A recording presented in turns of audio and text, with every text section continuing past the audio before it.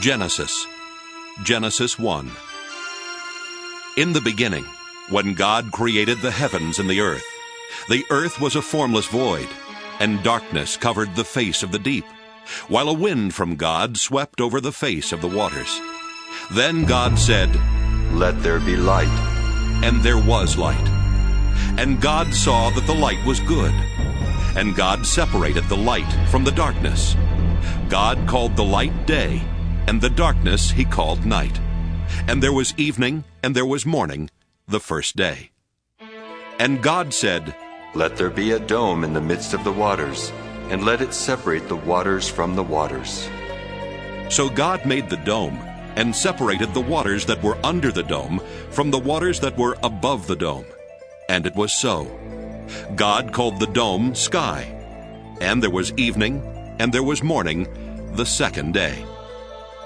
And God said, "Let the waters under the sky be gathered together into one place, and let the dry land appear." And it was so. God called the dry land earth, and the waters that were gathered together he called seas. And God saw that it was good. Then God said, "Let the earth put forth vegetation, plants yielding seed, and fruit trees of every kind on earth that bear fruit with the seed in it." And it was so. The earth brought forth vegetation, plants yielding seed of every kind, and trees of every kind bearing fruit with the seed in it. And God saw that it was good. And there was evening, and there was morning, the third day. And God said, "Let there be lights in the dome of the sky to separate the day from the night, and let them be for signs and for seasons and for days and years. And let them be lights in the dome of the sky to give light upon the earth." And it was so. God made the two great lights, the greater light to rule the day, and the lesser light to rule the night, and the stars. God set them in the dome of the sky to give light upon the earth, to rule over the day and over the night, and to separate the light from the darkness. And God saw that it was good. And there was evening, and there was morning, the fourth day. And God said, "Let the waters bring forth swarms of living creatures, and let birds fly above the earth across the dome of the sky." So God created the great sea monsters and every living creature that moves of every kind, with which the waters swarm, and every winged bird of every kind. And God saw that it was good. God blessed them, saying, "Be fruitful and multiply, and fill the waters in the seas, and let birds multiply on the earth." And there was evening, and there was morning, the fifth day. And God said, "Let the earth bring forth living creatures of every kind, cattle and creeping things, and wild animals of the earth of every kind." And it was so. God made the wild animals of the earth of every kind, and the cattle of every kind, and everything that creeps upon the ground of every kind. And God saw that it was good. Then God said, "Let us make humankind in our image, according to our likeness. And let them have dominion over the fish of the sea, and over the birds of the air, and over the cattle, and over all the wild animals of the earth, and over every creeping thing that creeps upon the earth." So God created humankind in his image. In the image of God he created them. Male and female he created them. God blessed them, and God said to them, "Be fruitful and multiply, and fill the earth and subdue it, and have dominion over the fish of the sea, and over the birds of the air, and over every living thing that moves upon the earth."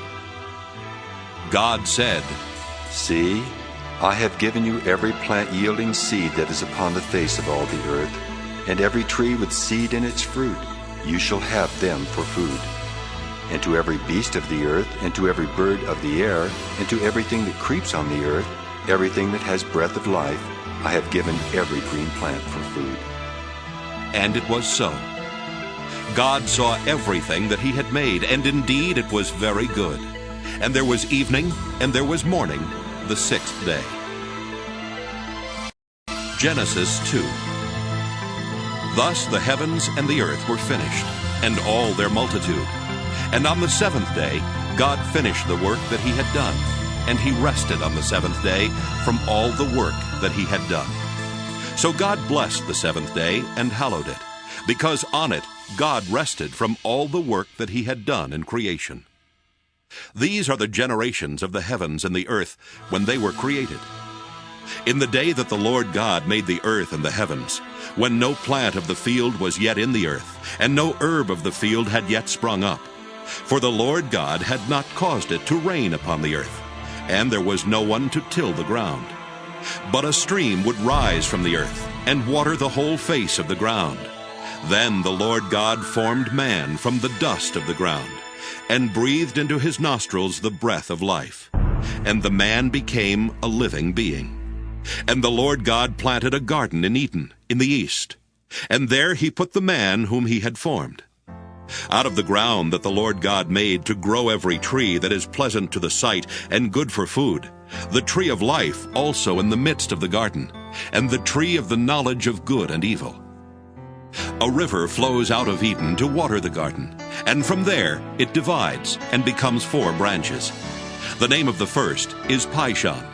It is the one that flows around the whole land of Havilah, where there is gold. And the gold of that land is good. Bdellium and onyx stone are there.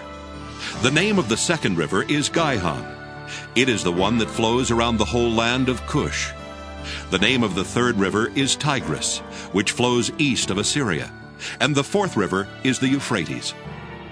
The Lord God took the man and put him in the garden of Eden to till it and keep it. And the Lord God commanded the man, You may freely eat of every tree of the garden, but of the tree of the knowledge of good and evil you shall not eat. For in the day that you eat of it, you shall die. Then the Lord God said, It is not good that the man should be alone. I will make him a helper as his partner. So out of the ground the Lord God formed every animal of the field and every bird of the air, and brought them to the man to see what he would call them. And whatever the man called every living creature, that was its name. The man gave names to all cattle, and to the birds of the air, and to every animal of the field. But for the man there was not found a helper as his partner. So the Lord God caused a deep sleep to fall upon the man, and he slept. Then he took one of his ribs and closed up its place with flesh. And the rib that the Lord God had taken from the man he made into a woman, and brought her to the man. Then the man said, This at last is bone of my bones, and flesh of my flesh. This one shall be called woman, for out of man this one was taken. Therefore a man leaves his father and his mother, and clings to his wife, and they become one flesh. And the man and his wife were both naked, and were not ashamed. Genesis 3. Now the serpent was more crafty than any other wild animal that the Lord God had made. He said to the woman, Did God say, You shall not eat from any tree in the garden? The woman said to the serpent, We may eat of the fruit of the trees in the garden, but God said, You shall not eat of the fruit of the tree that is in the middle of the garden, nor shall you touch it, or you shall die.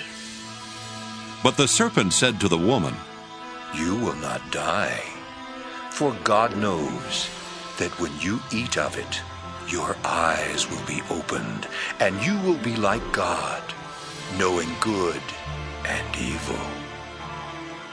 So when the woman saw that the tree was good for food, and that it was a delight to the eyes, and that the tree was to be desired to make one wise, she took of its fruit and ate. And she also gave some to her husband, who was with her, and he ate. Then the eyes of both were opened, and they knew that they were naked. And they sewed fig leaves together and made loincloths for themselves. They heard the sound of the Lord God walking in the garden at the time of the evening breeze. And the man and his wife hid themselves from the presence of the Lord God among the trees of the garden. But the Lord God called to the man and said to him, Where are you? He said, I heard the sound of you in the garden, and I was afraid because I was naked, and I hid myself. He said, Who told you that you were naked? Have you eaten from the tree of which I commanded you not to eat? The man said, The woman whom you gave to be with me, she gave me fruit from the tree, and I ate. Then the Lord God said to the woman, What is this that you have done? The woman said, The serpent tricked me, and I ate. The Lord God said to the serpent, Because you have done this, cursed are you among all animals and among all wild creatures. Upon your belly you shall go, and dust you shall eat all the days of your life. I will put enmity between you and the woman, and between your offspring and hers. He will strike your head, and you will strike his heel. To the woman he said, I will greatly increase your pangs in childbearing. In pain you shall bring forth children. Yet your desire shall be for your husband, and he shall rule over you. And to the man he said, Because you have listened to the voice of your wife, and have eaten of the tree about which I commanded you, you shall not eat of it. Cursed is the ground because of you. In toil you shall eat of it all the days of your life. Thorns and thistles it shall bring forth for you, and you shall eat the plants of the field. By the sweat of your face you shall eat bread until you return to the ground, for out of it you were taken. You are dust, and to dust you shall return. The man named his wife Eve, because she was the mother of all living. And the Lord God made garments of skins for the man and for his wife, and clothed them. Then the Lord God said, See, the man has become like one of us, knowing good and evil. And now he might reach out his hand and take also from the tree of life, and eat, and live forever. Therefore the Lord God sent him forth from the Garden of Eden to till the ground from which he was taken. He drove out the man, and at the east of the Garden of Eden he placed the cherubim, and a sword flaming and turning to guard the way to the tree of life. Genesis 4. Now the man knew his wife Eve, and she conceived and bore Cain, saying, I have produced a man with the help of the Lord. Next she bore his brother Abel. Now Abel was a keeper of sheep, and Cain a tiller of the ground. In the course of time Cain brought to the Lord an offering of the fruit of the ground, and Abel for his part brought of the firstlings of his flock, their fat portions. And the Lord had regard for Abel and his offering, but for Cain and his offering he had no regard. So Cain was very angry, and his countenance fell. The Lord said to Cain, Why are you angry, and why has your countenance fallen? If you do well, will you not be accepted? And if you do not do well, sin is lurking at the door. Its desire is for you, but you must master it. Cain said to his brother Abel, Let us go out to the field. And when they were in the field, Cain rose up against his brother Abel and killed him. Then the Lord said to Cain, Where is your brother Abel? He said, I do not know. Am I my brother's keeper? And the Lord said, What have you done? Listen, your brother's blood is crying out to me from the ground. And now you are cursed from the ground, which has opened its mouth to receive your brother's blood from your hand. When you till the ground, it will no longer yield to you its strength. You will be a fugitive and a wanderer on the earth.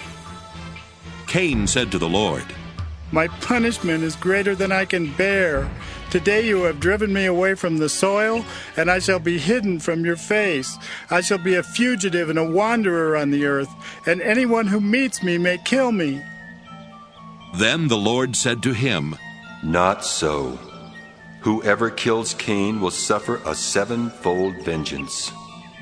And the Lord put a mark on Cain, so that no one who came upon him would kill him. Then Cain went away from the presence of the Lord and settled in the land of Nod, east of Eden. Cain knew his wife, and she conceived and bore Enoch. And he built a city and named it Enoch after his son Enoch. To Enoch was born Irad, and Irad was the father of Mehujael, and Mehujael the father of Methushael, and Methushael the father of Lamech.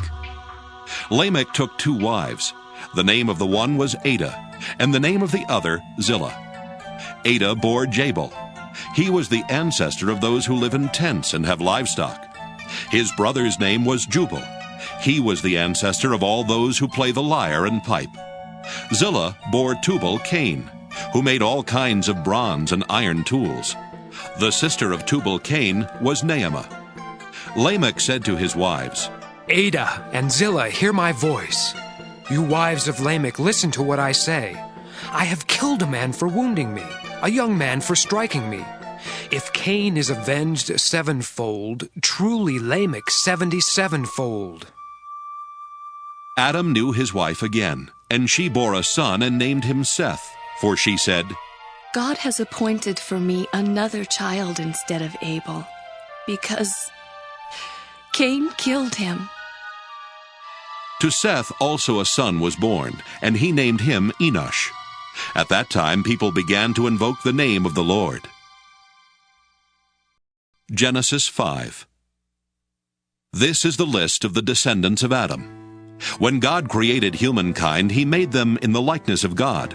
Male and female he created them, and he blessed them and named them humankind when they were created. When Adam had lived 130 years, he became the father of a son in his likeness, according to his image, and named him Seth. The days of Adam after he became the father of Seth were 800 years, and he had other sons and daughters. Thus all the days that Adam lived were 930 years, and he died. When Seth had lived 105 years, he became the father of Enosh. Seth lived after the birth of Enosh 807 years, and had other sons and daughters. Thus all the days of Seth were 912 years, and he died. When Enosh had lived 90 years, he became the father of Kenan. Enosh lived after the birth of Kenan 815 years, and had other sons and daughters.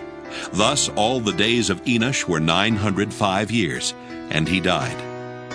When Kenan had lived 70 years, he became the father of Mahalalel. Kenan lived after the birth of Mahalalel 840 years, and had other sons and daughters. Thus all the days of Kenan were 910 years, and he died. When Mahalalel had lived 65 years, he became the father of Jared. Mahalalel lived after the birth of Jared 830 years, and had other sons and daughters. Thus all the days of Mahalalel were 895 years, and he died. When Jared had lived 162 years, he became the father of Enoch. Jared lived after the birth of Enoch 800 years, and had other sons and daughters. Thus all the days of Jared were 962 years, and he died. When Enoch had lived 65 years, he became the father of Methuselah. Enoch walked with God after the birth of Methuselah 300 years, and had other sons and daughters. Thus all the days of Enoch were 365 years.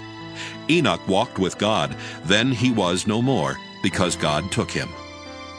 When Methuselah had lived 187 years, he became the father of Lamech. Methuselah lived after the birth of Lamech 782 years, and had other sons and daughters. Thus all the days of Methuselah were 969 years, and he died. When Lamech had lived 182 years, he became the father of a son. He named him Noah, saying, Out of the ground that the Lord has cursed, this one shall bring us relief from our work and from the toil of our hands. Lamech lived after the birth of Noah 595 years, and had other sons and daughters. Thus all the days of Lamech were 777 years, and he died. After Noah was 500 years old, Noah became the father of Shem, Ham, and Japheth. Genesis 6. When people began to multiply on the face of the ground, and daughters were born to them, the sons of God saw that they were fair, and they took wives for themselves of all that they chose. Then the Lord said, My spirit shall not abide in mortals forever, for they are flesh. Their days shall be 120 years. The Nephilim were on the earth in those days, and also afterward, when the sons of God went in to the daughters of humans who bore children to them. These were the heroes that were of old, warriors of renown. The Lord saw that the wickedness of humankind was great in the earth, and that every inclination of the thoughts of their hearts was only evil continually. And the Lord was sorry that he had made humankind on the earth, and it grieved him to his heart. So the Lord said, I will blot out from the earth the human beings I have created, people, together with animals and creeping things and birds of the air, for I am sorry that I have made them. But Noah found favor in the sight of the Lord. These are the descendants of Noah. Noah was a righteous man, blameless in his generation. Noah walked with God. And Noah had 3 sons, Shem, Ham, and Japheth. Now the earth was corrupt in God's sight, and the earth was filled with violence. And God saw that the earth was corrupt, for all flesh had corrupted its ways upon the earth. And God said to Noah, I have determined to make an end of all flesh, for the earth is filled with violence because of them. Now I am going to destroy them along with the earth. Make yourself an ark of cypress wood. Make rooms in the ark and cover it inside and out with pitch. This is how you are to make it. The length of the ark, 300 cubits. Its width, 50 cubits. And its height, 30 cubits. Make a roof for the ark and finish it to a cubit above. And put the door of the ark in its side. Make it with lower, second, and third decks. For my part, I am going to bring a flood of waters on the earth, to destroy from under heaven all flesh in which is the breath of life. Everything that is on the earth shall die. But I will establish my covenant with you, and you shall come into the ark, you, your sons, your wife, and your sons' wives with you.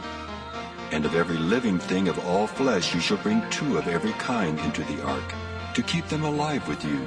They shall be male and female. Of the birds according to their kinds, and of the animals according to their kinds.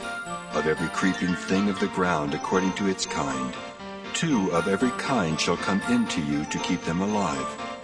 Also take with you every kind of food that is eaten, and store it up, and it shall serve as food for you and for them. Noah did this. He did all that God commanded him.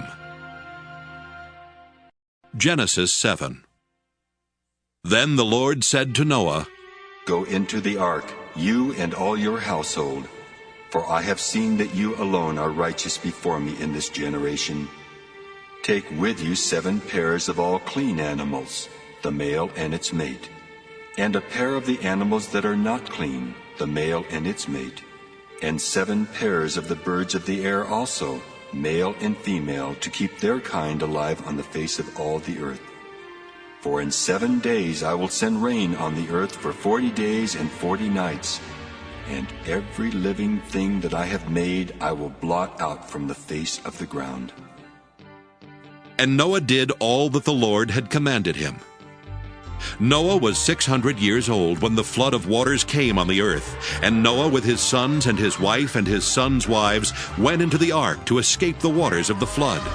Of clean animals, and of animals that are not clean, and of birds, and of everything that creeps on the ground, 2 and 2, male and female, went into the ark with Noah, as God had commanded Noah. And after 7 days, the waters of the flood came on the earth. In the 600th year of Noah's life, in the 2nd month, on the 17th day of the month, on that day all the fountains of the great deep burst forth, and the windows of the heavens were opened. The rain fell on the earth 40 days and 40 nights. On the very same day, Noah with his sons Shem and Ham and Japheth, and Noah's wife, and the 3 wives of his sons entered the ark. They and every wild animal of every kind, and all domestic animals of every kind, and every creeping thing that creeps on the earth, and every bird of every kind, every bird, every winged creature. They went into the ark with Noah, 2 and 2 of all flesh, in which there was the breath of life. And those that entered, male and female of all flesh, went in as God had commanded him, and the Lord shut him in. The flood continued 40 days on the earth, and the waters increased and bore up the ark, and it rose high above the earth. The waters swelled and increased greatly on the earth, and the ark floated on the face of the waters. The waters swelled so mightily on the earth that all the high mountains under the whole heaven were covered. The waters swelled above the mountains, covering them 15 cubits deep. And all flesh died that moved on the earth, birds, domestic animals, wild animals, all swarming creatures that swarm on the earth, and all human beings. Everything on dry land in whose nostrils was the breath of life died. He blotted out every living thing that was on the face of the ground, human beings and animals and creeping things and birds of the air. They were blotted out from the earth. Only Noah was left, and those that were with him in the ark. And the waters swelled on the earth for 150 days. Genesis 8. But God remembered Noah, and all the wild animals and all the domestic animals that were with him in the ark. And God made a wind blow over the earth, and the waters subsided. The fountains of the deep and the windows of the heavens were closed. The rain from the heavens was restrained, and the waters gradually receded from the earth. At the end of 150 days, the waters had abated. And in the 7th month, on the 17th day of the month, the ark came to rest on the mountains of Ararat. The waters continued to abate until the 10th month. In the 10th month, on the 1st day of the month, the tops of the mountains appeared. At the end of 40 days, Noah opened the window of the ark that he had made, and sent out the raven. And it went to and fro until the waters were dried up from the earth. Then he sent out the dove from him, to see if the waters had subsided from the face of the ground. But the dove found no place to set its foot, and it returned to him to the ark. For the waters were still on the face of the whole earth. So he put out his hand and took it and brought it into the ark with him. He waited another 7 days, and again he sent out the dove from the ark. And the dove came back to him in the evening, and there in its beak was a freshly plucked olive leaf. So Noah knew that the waters had subsided from the earth. Then he waited another 7 days, and sent out the dove, and it did not return to him any more. In the 601st year, in the 1st month, the 1st day of the month, the waters were dried up from the earth. And Noah removed the covering of the ark, and looked, and saw that the face of the ground was drying. In the 2nd month, on the 27th day of the month, the earth was dry. Then God said to Noah, Go out of the ark, you and your wife and your sons' wives with you. Bring out with you every living thing that is with you of all flesh, birds and animals and every creeping thing that creeps on the earth, so that they may abound on the earth and be fruitful and multiply on the earth. So Noah went out with his sons and his wife and his sons' wives, and every animal, every creeping thing, and every bird, everything that moves on the earth, went out of the ark by families.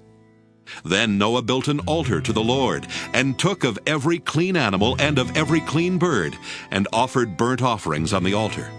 And when the Lord smelled the pleasing odor, the Lord said in his heart, I will never again curse the ground because of humankind. For the inclination of the human heart is evil from youth.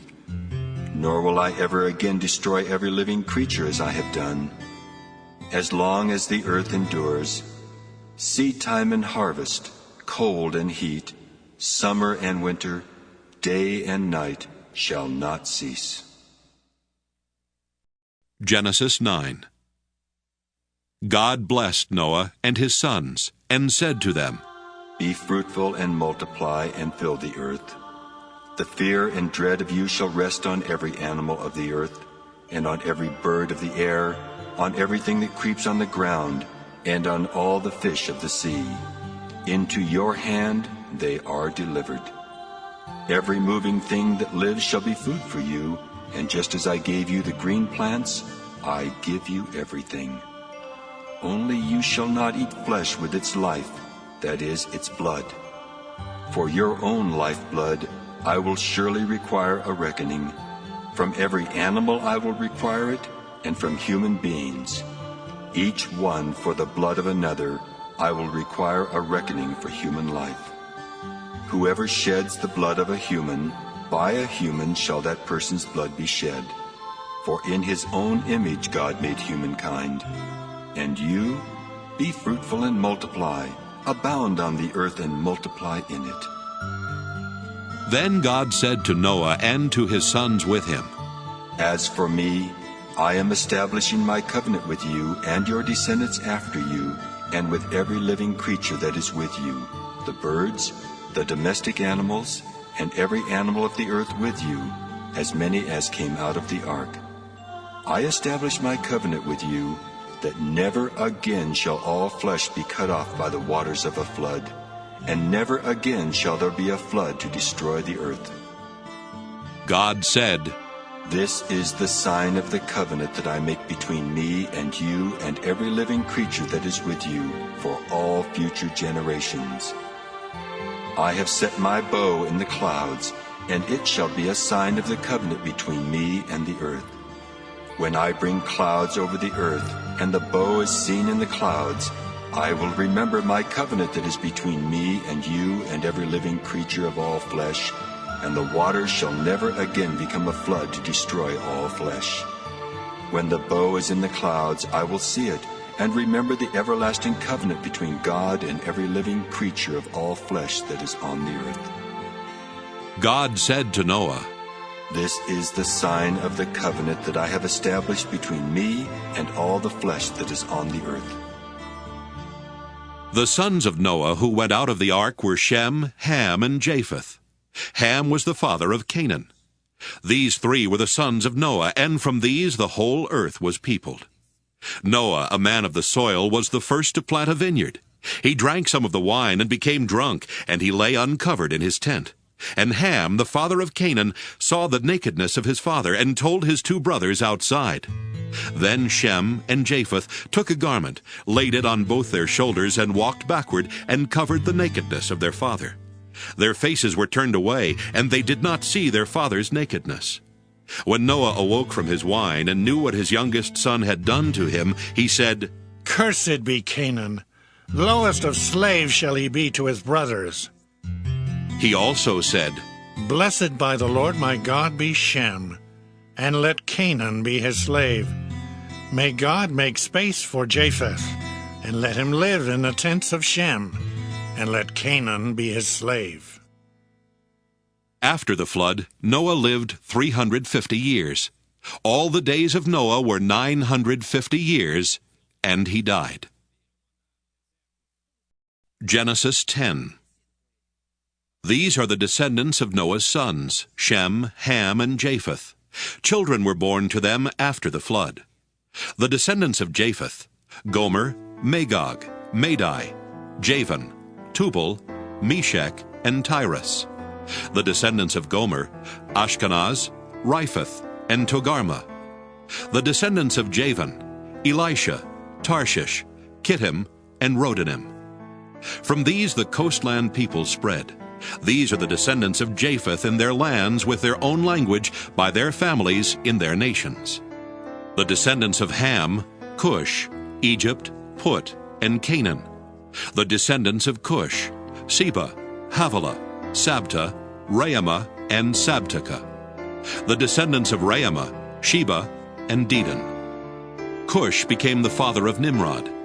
He was the first on earth to become a mighty warrior. He was a mighty hunter before the Lord. Therefore it is said, like Nimrod, a mighty hunter before the Lord. The beginning of his kingdom was Babel, Erech, and Akkad, all of them in the land of Shinar. From that land he went into Assyria, and built Nineveh, Rehoboth-ir, Calah, and Resen between Nineveh and Calah, that is the great city. Egypt became the father of Ludum, Anamim, Lehabim, Naphtuhim, Pathrusim, Casluhim, and Caphtorim, from which the Philistines come. Canaan became the father of Sidon, his firstborn, and Heth, and the Jebusites, the Amorites, the Girgashites, the Hivites, the Arkites, the Sinites, the Arvadites, the Zemarites, and the Hamathites. Afterward the families of the Canaanites spread abroad, and the territory of the Canaanites extended from Sidon in the direction of Gerar, as far as Gaza, and in the direction of Sodom, Gomorrah, Admah, and Zeboim, as far as Lasha. These are the descendants of Ham, by their families, their languages, their lands, and their nations. To Shem also, the father of all the children of Eber, the elder brother of Japheth, children were born. The descendants of Shem: Elam, Asher, Arpachshad, Lud, and Aram. The descendants of Aram: Uz, Hul, Gether, and Mash. Arpachshad became the father of Shelah, and Shelah became the father of Eber. To Eber were born 2 sons. The name of the one was Peleg, for in his days the earth was divided, and his brother's name was Joktan. Joktan became the father of Almodad, Sheleph, Hazarmaveth, Jerah, Hadoram, Uzal, Diklah, Obal, Abimael, Sheba, Ophir, Havilah, and Jobab. All these were the descendants of Joktan. The territory in which they lived extended from Mesha in the direction of Sephir, the hill country of the east. These are the descendants of Shem, by their families, their languages, their lands, and their nations. These are the families of Noah's sons, according to their genealogies, in their nations, and from these the nations spread abroad on the earth after the flood. Genesis 11. Now the whole earth had one language and the same words. And as they migrated from the east, they came upon a plain in the land of Shinar and settled there. And they said to one another, Come, let us make bricks and burn them thoroughly. And they had brick for stone and bitumen for mortar.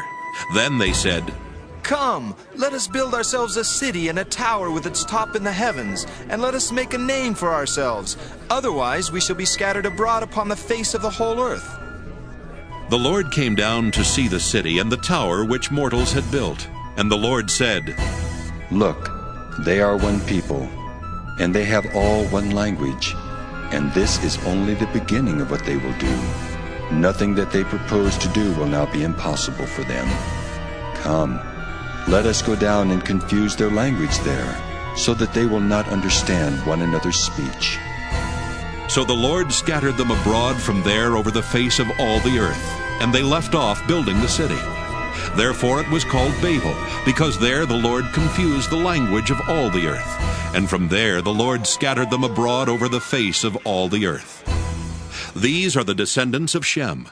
When Shem was 100 years old, he became the father of Arpachshad, 2 years after the flood. And Shem lived after the birth of Arpachshad 500 years, and had other sons and daughters. When Arpachshad had lived 35 years, he became the father of Shelah. And Arpachshad lived after the birth of Shelah 403 years, and had other sons and daughters. When Shelah had lived 30 years, he became the father of Eber. And Shelah lived after the birth of Eber 403 years, and had other sons and daughters. When Eber had lived 34 years, he became the father of Peleg. And Eber lived after the birth of Peleg 430 years, and had other sons and daughters. When Peleg had lived 30 years, he became the father of Reu. And Peleg lived after the birth of Reu 209 years, and had other sons and daughters. When Reu had lived 32 years, he became the father of Sirach. And Reu lived after the birth of Sirach 207 years, and had other sons and daughters. When Sirach had lived 30 years, he became the father of Nahor. And Sirach lived after the birth of Nahor 200 years, and had other sons and daughters. When Nahor had lived 29 years, he became the father of Terah. And Nahor lived after the birth of Terah 119 years, and had other sons and daughters. When Terah had lived 70 years, he became the father of Abram, Nahor, and Haran. Now these are the descendants of Terah. Terah was the father of Abram, Nahor, and Haran. And Haran was the father of Lot. Haran died before his father Terah in the land of his birth, in Ur of the Chaldeans. Abram and Nahor took wives. The name of Abram's wife was Sarai, and the name of Nahor's wife was Milcah. She was the daughter of Haran, the father of Milcah and Iscah. Now Sarai was barren; she had no child. Terah took his son Abram and his grandson Lot, son of Haran, and his daughter-in-law Sarai, his son Abram's wife, and they went out together from Ur of the Chaldeans to go into the land of Canaan. But when they came to Haran, they settled there. The days of Terah were 205 years, and Terah died in Haran. Genesis 12. Now the Lord said to Abram, Go from your country and your kindred and your father's house to the land that I will show you. I will make of you a great nation, and I will bless you and make your name great, so that you will be a blessing. I will bless those who bless you, and the one who curses you I will curse. And in you all the families of the earth shall be blessed. So Abram went as the Lord had told him, and Lot went with him. Abram was 75 years old when he departed from Haran. Abram took his wife Sarai and his brother's son Lot, and all the possessions that they had gathered, and the persons whom they had acquired in Haran. And they set forth to go to the land of Canaan. When they had come to the land of Canaan, Abram passed through the land to the place at Shechem, to the oak of Moreh. At that time the Canaanites were in the land. Then the Lord appeared to Abram and said, To your offspring I will give this land. So he built there an altar to the Lord who had appeared to him. From there he moved on to the hill country on the east of Bethel and pitched his tent, with Bethel on the west and Ai on the east. And there he built an altar to the Lord, and invoked the name of the Lord. And Abram journeyed on by stages toward the Negev. Now there was a famine in the land. So Abram went down to Egypt to reside there as an alien, for the famine was severe in the land.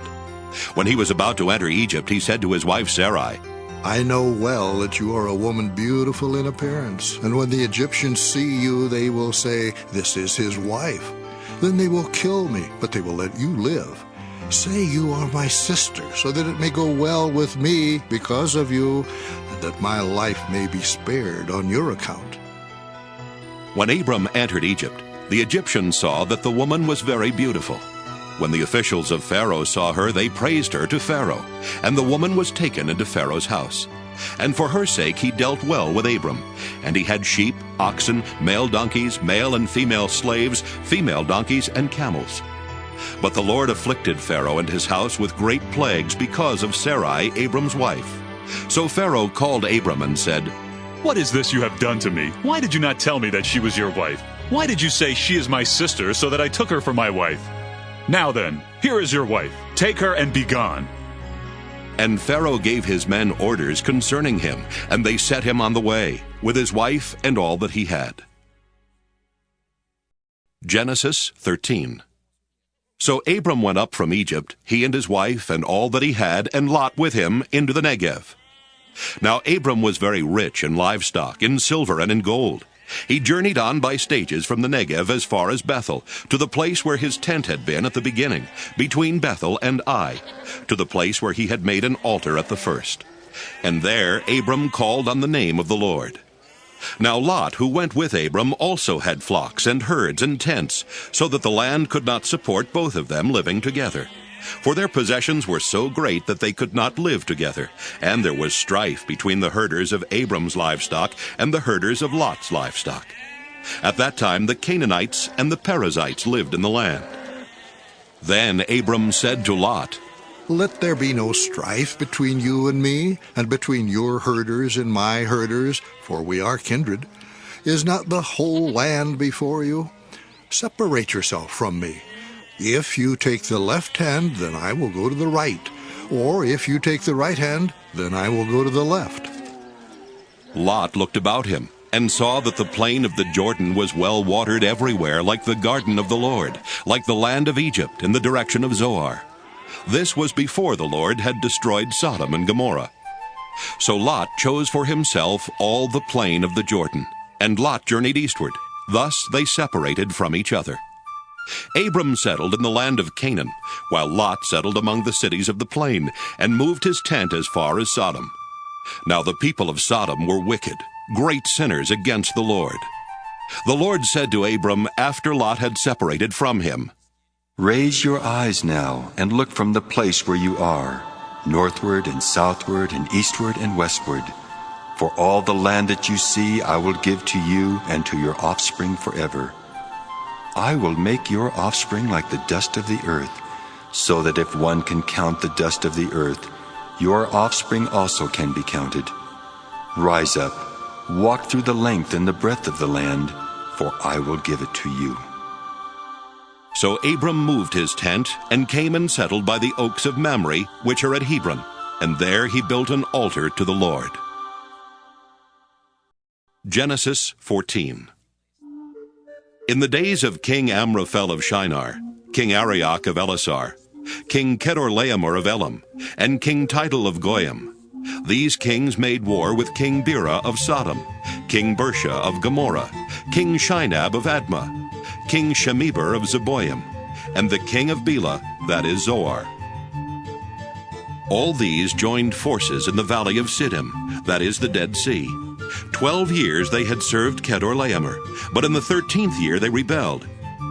In the 14th year, Kedorlaomer and the kings who were with him came and subdued the Rephaim in Ashtaroth Karnaim, the Zuzim in Ham, the Emim in Sheva Kiriathaim, and the Horites in the hill country of Seir as far as El Paran, on the edge of the wilderness. Then they turned back and came to En-Mishpat, that is Kadesh, and subdued all the country of the Amalekites, and also the Amorites, who lived in Hazanon Tamar. Then the king of Sodom, the king of Gomorrah, the king of Admah, the king of Zeboim, and the king of Bela, that is Zoar, went out and they joined battle in the valley of Siddim with King Kedorlaomer of Elam, King Tidal of Goyim, King Amraphel of Shinar, and King Arioch of Elasar, 4 kings against 5. Now the valley of Siddim was full of bitumen pits, and as the kings of Sodom and Gomorrah fled, some fell into them, and the rest fled to the hill country. So the enemy took all the goods of Sodom and Gomorrah, and all their provisions, and went their way. They also took Lot, the son of Abram's brother, who lived in Sodom, and his goods, and departed. Then one who had escaped came and told Abram the Hebrew, who was living by the oaks of Mamre the Amorite, brother of Eshcol, and of Aner. These were allies of Abram. When Abram heard that his nephew had been taken captive, he led forth his trained men, born in his house, 318 of them, and went in pursuit as far as Dan. He divided his forces against them by night, he and his servants, and routed them and pursued them to Hobah, north of Damascus. Then he brought back all the goods, and also brought back his nephew Lot with his goods, and the women and the people.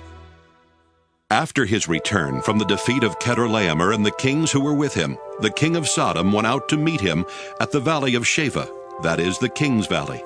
And King Melchizedek of Salem brought out bread and wine. He was priest of God Most High. He blessed him and said, Blessed be Abram by God Most High, maker of heaven and earth. And blessed be God Most High, who has delivered your enemies into your hand. And Abram gave him 1/10 of everything.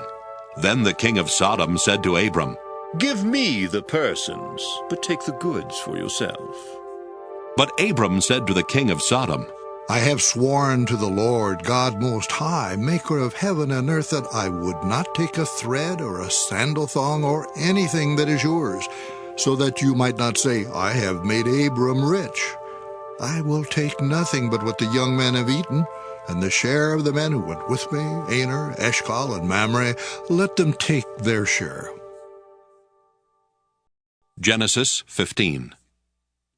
After these things the word of the Lord came to Abram in a vision. Do not be afraid, Abram. I am your shield. Your reward shall be very great. But Abram said, O Lord God, what will you give me? For I continue childless, and the heir of my house is Eliezer of Damascus. And Abram said, You have given me no offspring, and so a slave born in my house is to be my heir. But the word of the Lord came to him. This man shall not be your heir. No one but your very own issue shall be your heir. He brought him outside and said, Look toward the heaven and count the stars, if you are able to count them. Then he said to him, So shall your descendants be. And he believed the Lord, and the Lord reckoned it to him as righteousness. Then he said to him, I am the Lord, who brought you from Ur of the Chaldeans, to give you this land to possess. But he said, O Lord God, how am I to know that I shall possess it? He said to him, Bring me a heifer 3 years old, a female goat 3 years old, a ram 3 years old, a turtle dove, and a young pigeon. He brought him all these and cut them in two, laying each half over against the other. But he did not cut the birds in two. And when birds of prey came down on the carcasses, Abram drove them away. As the sun was going down, a deep sleep fell upon Abram, and a deep and terrifying darkness descended upon him. Then the Lord said to Abram, Know this for certain, that your offspring shall be aliens in a land that is not theirs, and shall be slaves there, and they shall be oppressed for 400 years. But I will bring judgment on the nation that they serve, and afterward they shall come out with great possessions. As for yourself, you shall go to your ancestors in peace. You shall be buried in a good old age. And they shall come back here in the 4th generation, for the iniquity of the Amorites is not yet complete. When the sun had gone down and it was dark, a smoking firepot and a flaming torch passed between these pieces. On that day the Lord made a covenant with Abram, saying, To your descendants I give this land, from the river of Egypt to the great river, the river Euphrates, the land of the Kenites, the Kenizzites, the Cadmonites, the Hittites, the Perizzites, the Rephaim, the Amorites, the Canaanites, the Girgashites, and the Jebusites. Genesis 16. Now Sarai, Abram's wife, bore him no children. She had an Egyptian slave girl whose name was Hagar, and Sarai said to Abram, You see that the Lord has prevented me from bearing children. Go into my slave girl. It may be that I shall obtain children by her. And Abram listened to the voice of Sarai. So after Abram had lived 10 years in the land of Canaan, Sarai, Abram's wife, took Hagar the Egyptian, her slave girl, and gave her to her husband Abram as a wife. He went in to Hagar, and she conceived. And when she saw that she had conceived, she looked with contempt on her mistress. Then Sarai said to Abram, May the wrong done to me be on you. I gave my slave girl to your embrace, and when she saw that she had conceived, she looked on me with contempt. May the Lord judge between you and me. But Abram said to Sarai, Your slave girl is in your power. Do to her as you please. Then Sarai dealt harshly with her, and she ran away from her. The angel of the Lord found her by a spring of water in the wilderness, the spring on the way to Shur. And he said, Hagar, slave girl of Sarai, where have you come from? And where are you going? She said, I am running away from my mistress Sarai. The angel of the Lord said to her, Return to your mistress, and submit to her.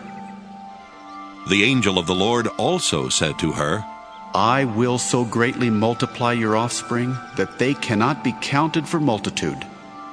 And the angel of the Lord said to her, Now you have conceived and shall bear a son. You shall call him Ishmael, for the Lord has given heed to your affliction. He shall be a wild ass of a man, with his hand against everyone, and everyone's hand against him, and he shall live at odds with all his kin. So she named the Lord who spoke to her. You are Elroy. For she said, Have I really seen God and remained alive after seeing him? Therefore the well was called Beer-lahai-roi.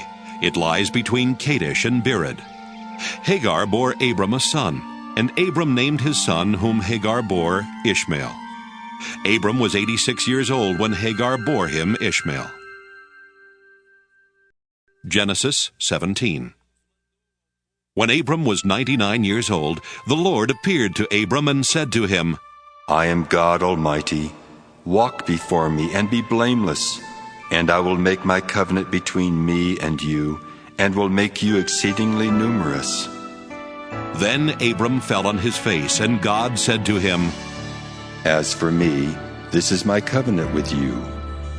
You shall be the ancestor of a multitude of nations. No longer shall your name be Abram, but your name shall be Abraham.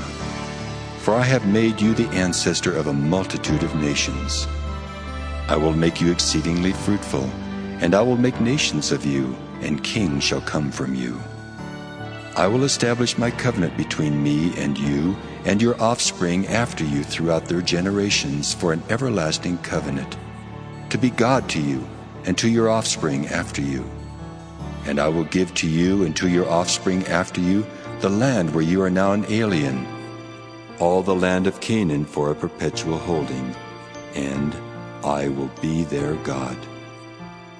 God said to Abraham, As for you, you shall keep my covenant, you and your offspring after you throughout their generations. This is my covenant which you shall keep between me and you and your offspring after you. Every male among you shall be circumcised. You shall circumcise the flesh of your foreskins, and it shall be a sign of the covenant between me and you. Throughout your generations, every male among you shall be circumcised when he is 8 days old, including the slave born in your house, and the one bought with your money from any foreigner who is not of your offspring. Both the slave born in your house and the one bought with your money must be circumcised. So shall my covenant be in your flesh, an everlasting covenant.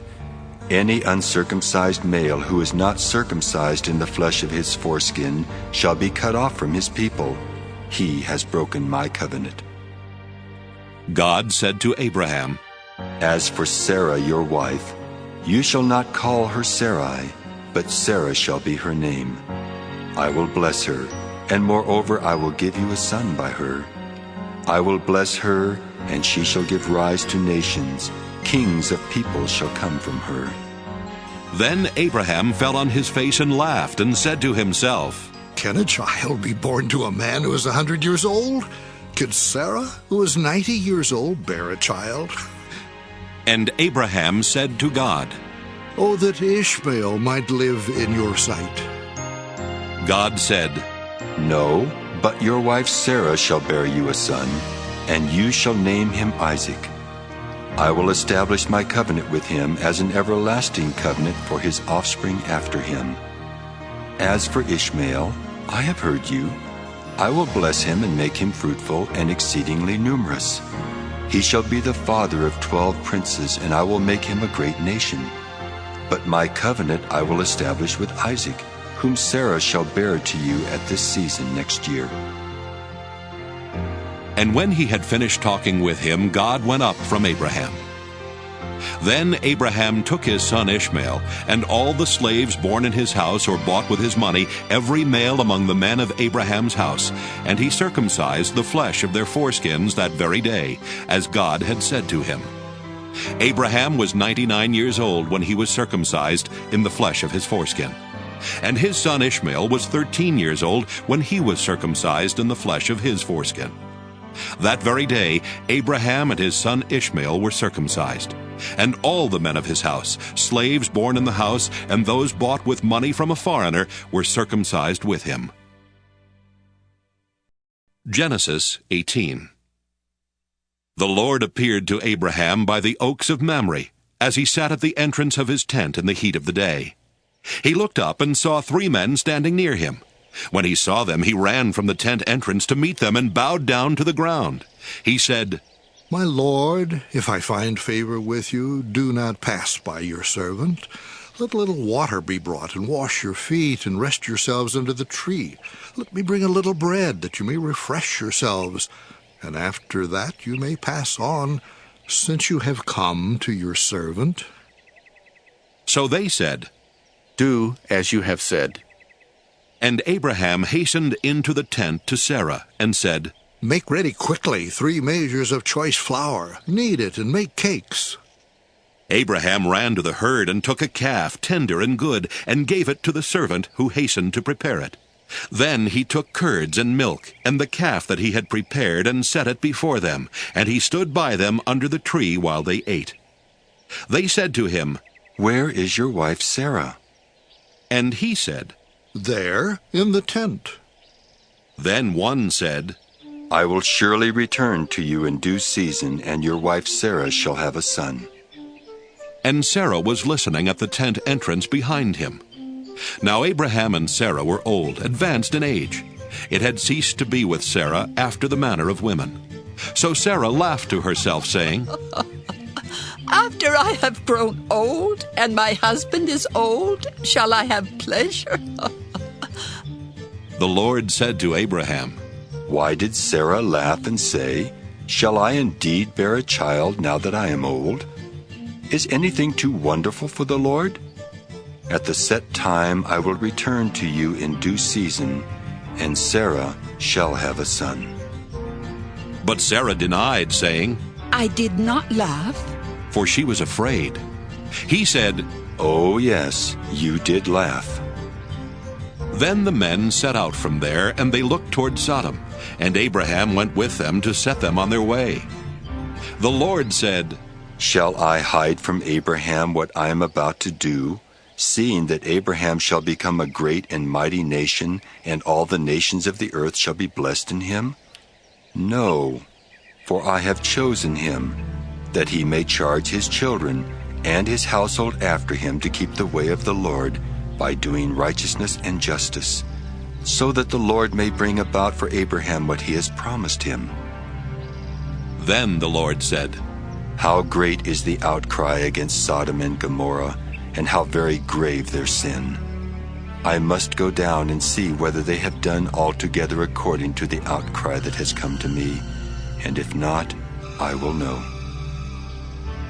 So the men turned from there and went toward Sodom, while Abraham remained standing before the Lord. Then Abraham came near and said, Will you indeed sweep away the righteous with the wicked? Suppose there are 50 righteous within the city. Will you then sweep away the place and not forgive it for the 50 righteous who are in it? Far be it from you to do such a thing, to slay the righteous with the wicked, so that the righteous fare as the wicked. Far be that from you. Shall not the judge of all the earth do what is just?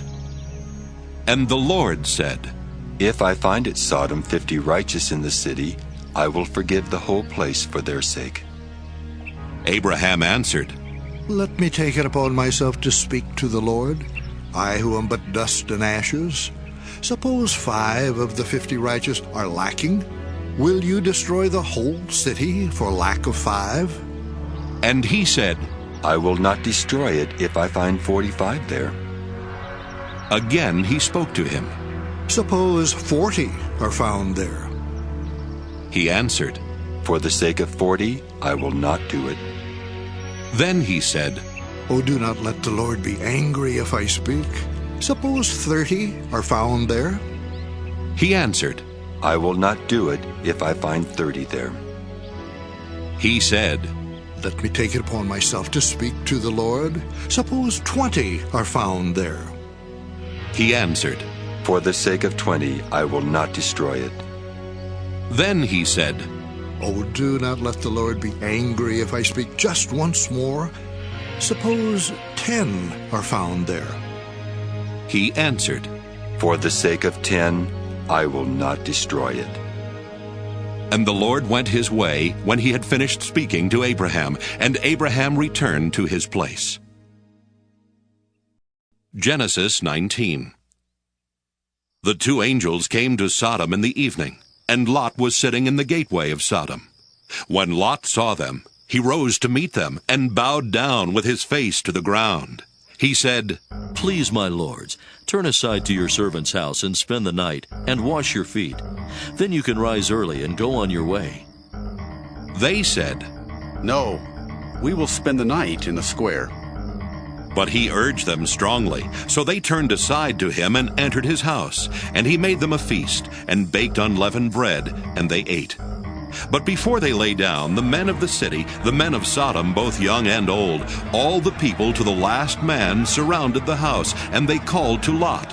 Where are the men who came to you tonight? Bring them out to us, so that we may know them. Lot went out of the door to the men, shut the door after him, and said, I beg you, my brothers, do not act so wickedly. Look, I have 2 daughters who have not known a man. Let me bring them out to you, and do to them as you please. Only do nothing to these men, for they have come under the shelter of my roof. But they replied, Stand back! And they said, This fellow came here as an alien, and he would play the judge. Now we will deal worse with you than with this. Then they pressed hard against the man Lot and came near the door to break it down. But the men inside reached out their hands and brought Lot into the house with them and shut the door. And they struck with blindness the men who were at the door of the house, both small and great, so that they were unable to find the door. Then the men said to Lot, Have you anyone else here? Sons-in-law, sons, daughters, or anyone you have in the city, bring them out of the place. For we are about to destroy this place, because the outcry against its people has become great before the Lord, and the Lord has sent us to destroy it. So Lot went out and said to his sons-in-law who were to marry his daughters, Up, get out of this place, for the Lord is about to destroy the city. But he seemed to his sons-in-law to be jesting. When morning dawned, the angels urged Lot, saying, Get up, take your wife and your 2 daughters who are here, or else you will be consumed in the punishment of the city. But he lingered.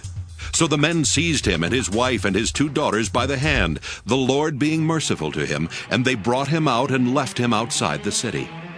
When they had brought them outside, they said, Flee for your life. Do not look back or stop anywhere in the plain. Flee to the hills, or else you will be consumed.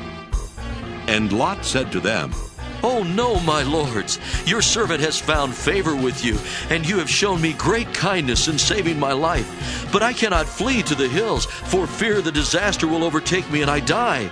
Look, that city is near enough to flee to, and it's a little one.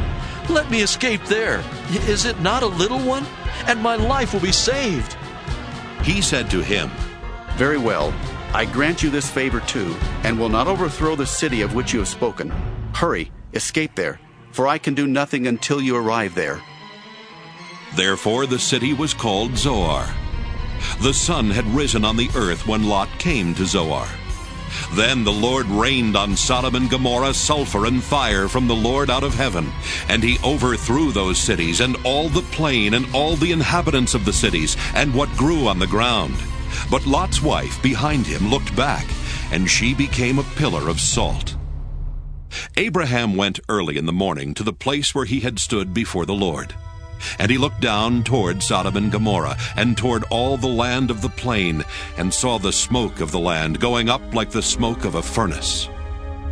So it was that when God destroyed the cities of the plain, God remembered Abraham, and sent Lot out of the midst of the overthrow, when he overthrew the cities in which Lot had settled. Now Lot went up out of Zoar, and settled in the hills with his 2 daughters, for he was afraid to stay in Zoar. So he lived in a cave with his 2 daughters. And the firstborn said to the younger, Our father is old, and there is not a man on earth to come in to us after the manner of all the world. Come, let us make our father drink wine, and we will lie with him, so that we may preserve offspring through our father. So they made their father drink wine that night. And the firstborn went in and lay with her father. He did not know when she lay down or when she rose.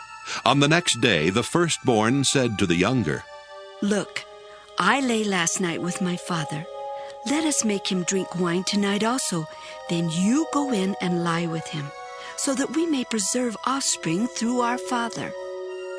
So they made their father drink wine that night also. And the younger rose and lay with him. And he did not know when she lay down or when she rose. Thus both the daughters of Lot became pregnant by their father. The firstborn bore a son and named him Moab. He is the ancestor of the Moabites to this day. The younger also bore a son and named him Ben-Ammi. He is the ancestor of the Ammonites to this day. Genesis 20. From there, Abraham journeyed toward the region of the Negev and settled between Kadesh and Shur. While residing in Gerar as an alien, Abraham said of his wife Sarah, She is my sister. And King Abimelech of Gerar sent and took Sarah. But God came to Abimelech in a dream by night and said to him, You are about to die because of the woman whom you have taken, for she is a married woman. Now Abimelech had not approached her, so he said, Lord, will you destroy an innocent people? Did he not himself say to me, She is my sister? And she herself said, He is my brother. I did this in the integrity of my heart and the innocence of my hands. Then God said to him in the dream, Yes, I know that you did this in the integrity of your heart. Furthermore, it was I who kept you from sinning against me. Therefore I did not let you touch her. Now then, return the man's wife, for he is a prophet, and he will pray for you, and you shall live. But if you do not restore her, know that you shall surely die, you and all that are yours." So Abimelech rose early in the morning and called all his servants and told them all these things, and the men were very much afraid. Then Abimelech called Abraham and said to him, "What have you done to us? How have I sinned against you, that you have brought such great guilt on me and my kingdom? You have done things to me that ought not to be done." And Abimelech said to Abraham, "What were you thinking of that you did this thing?" Abraham said, "I did it because I thought there is no fear of God at all in this place, and they will kill me because of my wife. Besides, she is indeed my sister, the daughter of my father, but not the daughter of my mother, and she became my wife. And when God caused me to wander from my father's house, I said to her, 'This is the kindness you must do me. At every place to which we come, say of me, he is my brother.'" Then Abimelech took sheep and oxen, and male and female slaves, and gave them to Abraham, and restored his wife Sarah to him. Abimelech said, "My land is before you. Settle where it pleases you." To Sarah he said, "Look, I have given your brother 1,000 pieces of silver. It is your exoneration before all who are with you. You are completely vindicated." Then Abraham prayed to God, and God healed Abimelech, and also healed his wife and female slaves, so that they bore children. For the Lord had closed fast all the wombs of the house of Abimelech because of Sarah, Abraham's wife. Genesis 21. The Lord dealt with Sarah as he had said, and the Lord did for Sarah as he had promised. Sarah conceived and bore Abraham a son in his old age, at the time of which God had spoken to him. Abraham gave the name Isaac to his son, whom Sarah bore him. And Abraham circumcised his son Isaac when he was 8 days old, as God had commanded him. Abraham was 100 years old when his son Isaac was born to him. Now Sarah said, God has brought laughter for me. Everyone who hears will laugh with me. And she said, Who would ever have said to Abraham that Sarah would nurse children? Yet I have borne him a son in his old age. The child grew and was weaned, and Abraham made a great feast on the day that Isaac was weaned. But Sarah saw the son of Hagar the Egyptian, whom she had borne to Abraham, playing with her son Isaac. So she said to Abraham, Cast out this slave woman with her son, for the son of the slave woman shall not inherit along with my son Isaac. The matter was very distressing to Abraham on account of his son. But God said to Abraham, Do not be distressed because of the boy and because of your slave woman. Whatever Sarah says to you, do as she tells you, for it is through Isaac that offspring shall be named for you. As for the son of the slave woman, I will make a nation of him also, because he is your offspring. So Abraham rose early in the morning and took bread and a skin of water and gave it to Hagar, putting it on her shoulder along with the child, and sent her away. And she departed and wandered about in the wilderness of Beersheba. When the water in the skin was gone, she cast the child under one of the bushes. Then she went and sat down opposite him a good way off, about the distance of a bow shot. For she said, Do not let me look on the death of the child. And as she sat opposite him, she lifted up her voice and wept. And God heard the voice of the boy. And the angel of God called to Hagar from heaven and said to her, What troubles you, Hagar? Do not be afraid, for God has heard the voice of the boy where he is. Come, lift up the boy and hold him fast with your hand, for I will make a great nation of him. Then God opened her eyes, and she saw a well of water. She went and filled the skin with water and gave the boy a drink. God was with the boy, and he grew up. He lived in the wilderness and became an expert with the bow. He lived in the wilderness of Paran, and his mother got a wife for him from the land of Egypt. At that time Abimelech, with Phicol, the commander of his army, said to Abraham, God is with you in all that you do. Now therefore swear to me here by God that you will not deal falsely with me, or with my offspring, or with my posterity, but as I have dealt loyally with you, you will deal with me and with the land where you have resided as an alien. And Abraham said, I swear it. When Abraham complained to Abimelech about a well of water that Abimelech's servants had seized, Abimelech said, I do not know who has done this. You did not tell me, and I have not heard of it until today. So Abraham took sheep and oxen and gave them to Abimelech, and the two men made a covenant. Abraham set apart 7 ewe lambs of the flock, and Abimelech said to Abraham, What is the meaning of these 7 ewe lambs that you have set apart? He said, These 7 ewe lambs you shall accept from my hand, in order that you may be a witness for me that I dug this well. Therefore that place was called Beersheba, because there both of them swore an oath. When they had made a covenant at Beersheba, Abimelech, with Phicol, the commander of his army, left and returned to the land of the Philistines. Abraham planted a tamarisk tree in Beersheba, and called there on the name of the Lord, the everlasting God.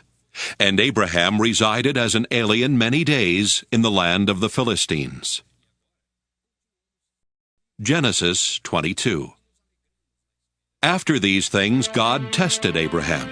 He said to him, Abraham. And he said, Here I am. He said, Take your son, your only son Isaac, whom you love, and go to the land of Moriah, and offer him there as a burnt offering on one of the mountains that I shall show you.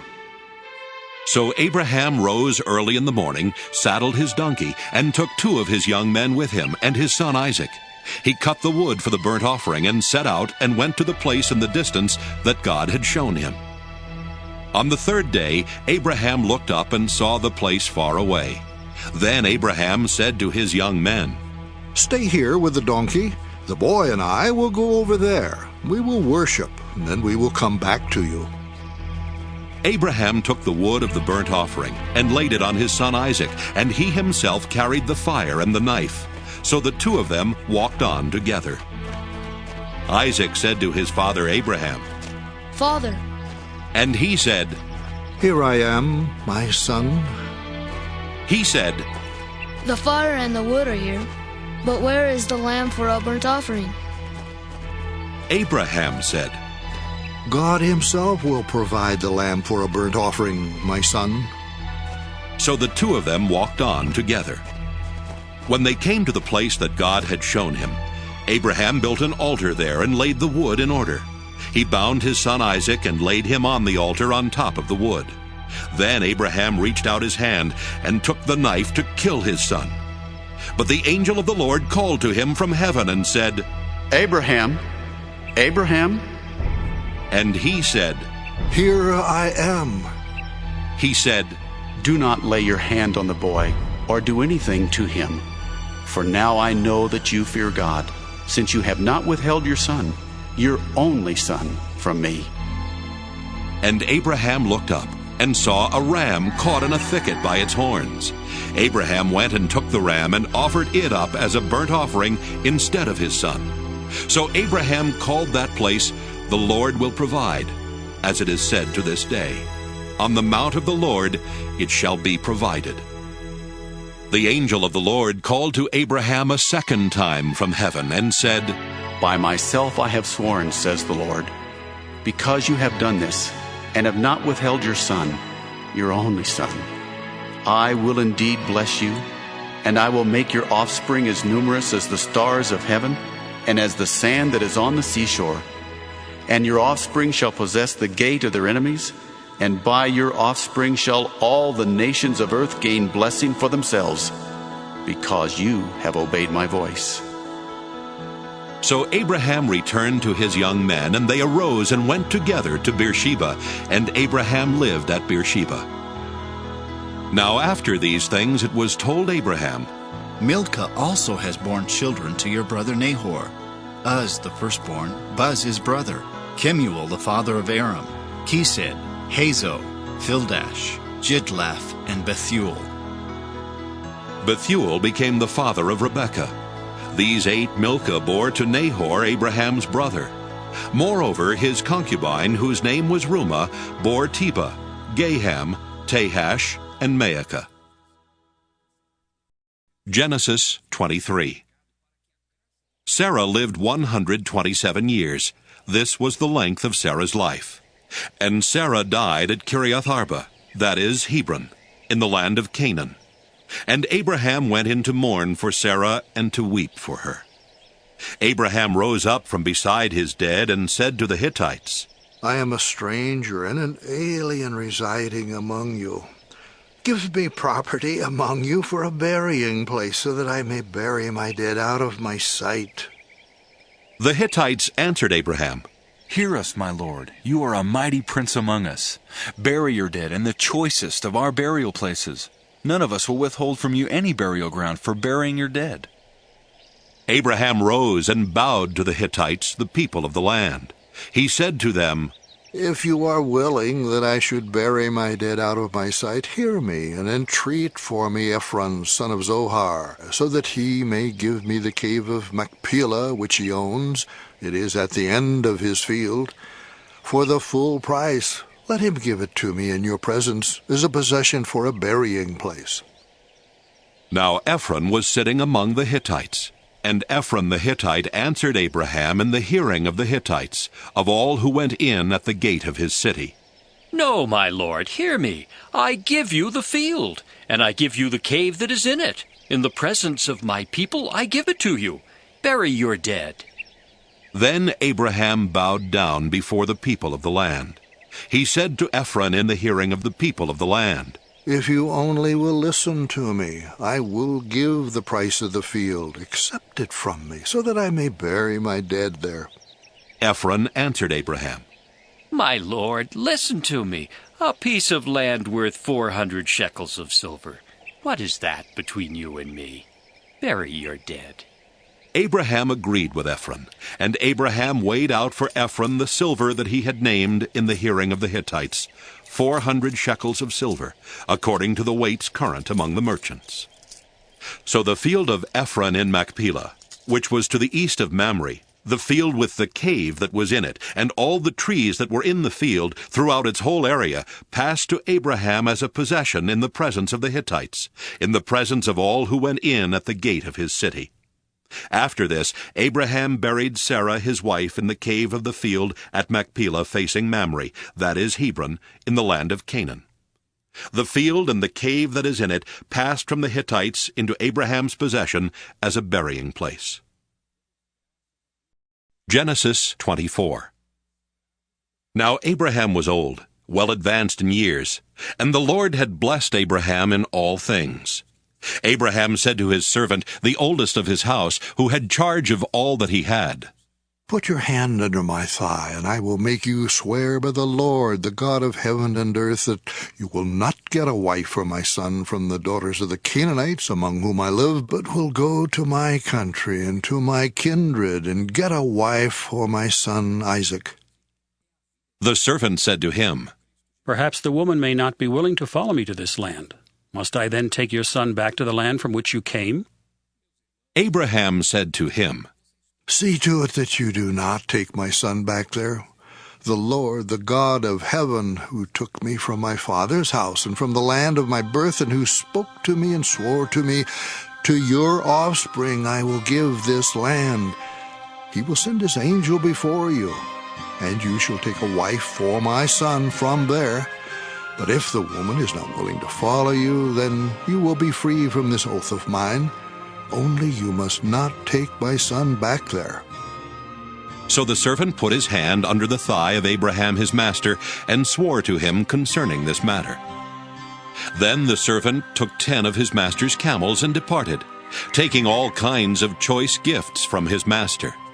And he set out and went to Aram Naharaim, to the city of Nahor.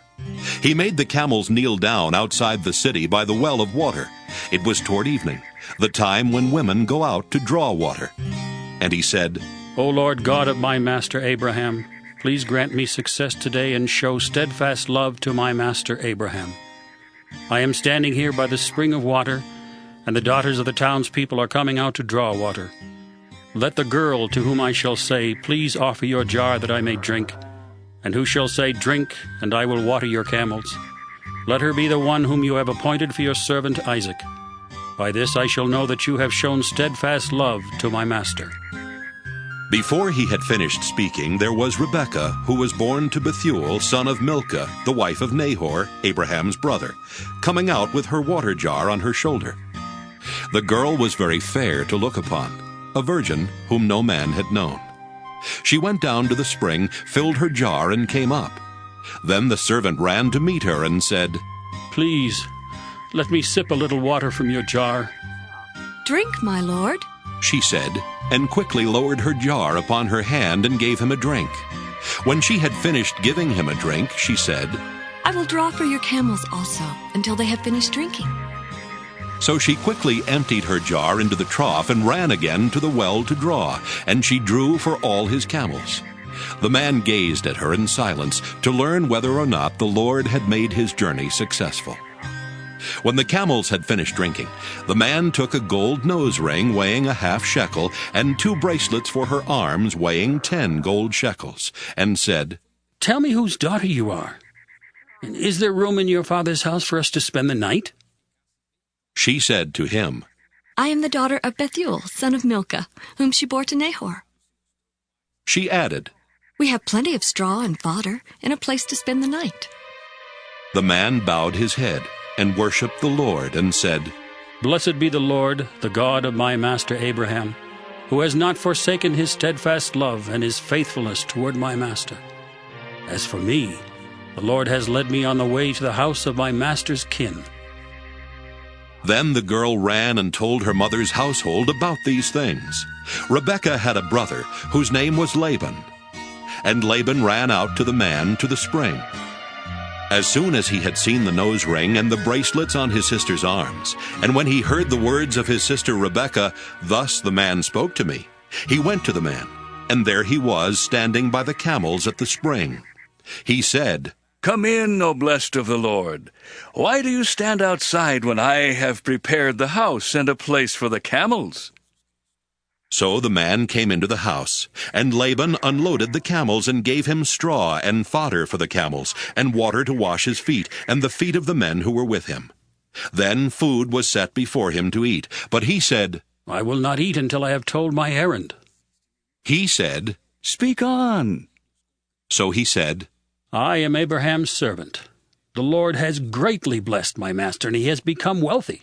He has given him flocks and herds, silver and gold, male and female slaves, camels and donkeys. And Sarah, my master's wife, bore a son to my master when she was old. And he has given him all that he has. My master made me swear, saying, 'You shall not take a wife for my son from the daughters of the Canaanites in whose land I live. But you shall go to my father's house, to my kindred, and get a wife for my son.' I said to my master, 'Perhaps the woman will not follow me.' But he said to me, 'The Lord before whom I walk will send his angel with you and make your way successful. You shall get a wife from my son, from my kindred, from my father's house. Then you will be free from my oath. When you come to my kindred, even if they will not give her to you, you will be free from my oath. I came today to the spring and said, O Lord, the God of my master Abraham, if now you will only make successful the way I am going. I am standing here by the spring of water. Let the young woman who comes out to draw, to whom I shall say, Please, give me a little water from your jar to drink, and who will say to me, Drink, and I will draw for your camels also. Oh, let her be the woman whom the Lord has appointed for my master's son.' Before I had finished speaking in my heart, there was Rebekah coming out with her water jar on her shoulder. And she went down to the spring and drew, and I said to her, Please, let me drink. She quickly let down her jar from her shoulder and said, Drink, and I will also water your camels. So I drank, and she also watered the camels. Then I asked her, Whose daughter are you? She said, The daughter of Bethuel, Nahor's son, whom Milcah bore to him. So I put the ring on her nose and the bracelets on her arms. Then I bowed my head and worshipped the Lord and blessed the Lord, the God of my master Abraham, who had led me by the right way to obtain the daughter of my master's kinsman for his son. Now then, if you will deal loyally and truly with my master, tell me, and if not, tell me, so that I may turn either to the right hand or to the left." Then Laban and Bethuel answered, "The thing comes from the Lord. We cannot speak to you anything bad or good. Look, Rebekah is before you. Take her and go and let her be the wife of your master's son, as the Lord has spoken." When Abraham's servant heard their words, he bowed himself to the ground before the Lord. And the servant brought out jewelry of silver and of gold, and garments, and gave them to Rebekah. He also gave to her brother and to her mother costly ornaments. Then he and the men who were with him ate and drank, and they spent the night there. When they rose in the morning, he said, "Send me back to my master." Her brother and her mother said, "Let the girl remain with us a while, at least 10 days. After that she may go." But he said to them, "Do not delay me, since the Lord has made my journey successful. Let me go, that I may go to my master." They said, "We will call the girl and ask her." And they called Rebekah and said to her, "Will you go with this man?" She said, "I will." So they sent away their sister Rebekah and her nurse along with Abraham's servant and his men. And they blessed Rebekah and said to her, "May you, our sister, become thousands of myriads. May your offspring gain possession of the gates of their foes." Then Rebekah and her maids rose up, mounted the camels, and followed the man. Thus the servant took Rebekah and went his way. Now Isaac had come from Beer-lahai-roi and was settled in the Negev. Isaac went out in the evening to walk in the field, and looking up he saw camels coming. And Rebekah looked up, and when she saw Isaac, she slipped quickly from the camel and said to the servant, "Who is the man over there, walking in the field to meet us?" The servant said, "It is my master." So she took her veil and covered herself.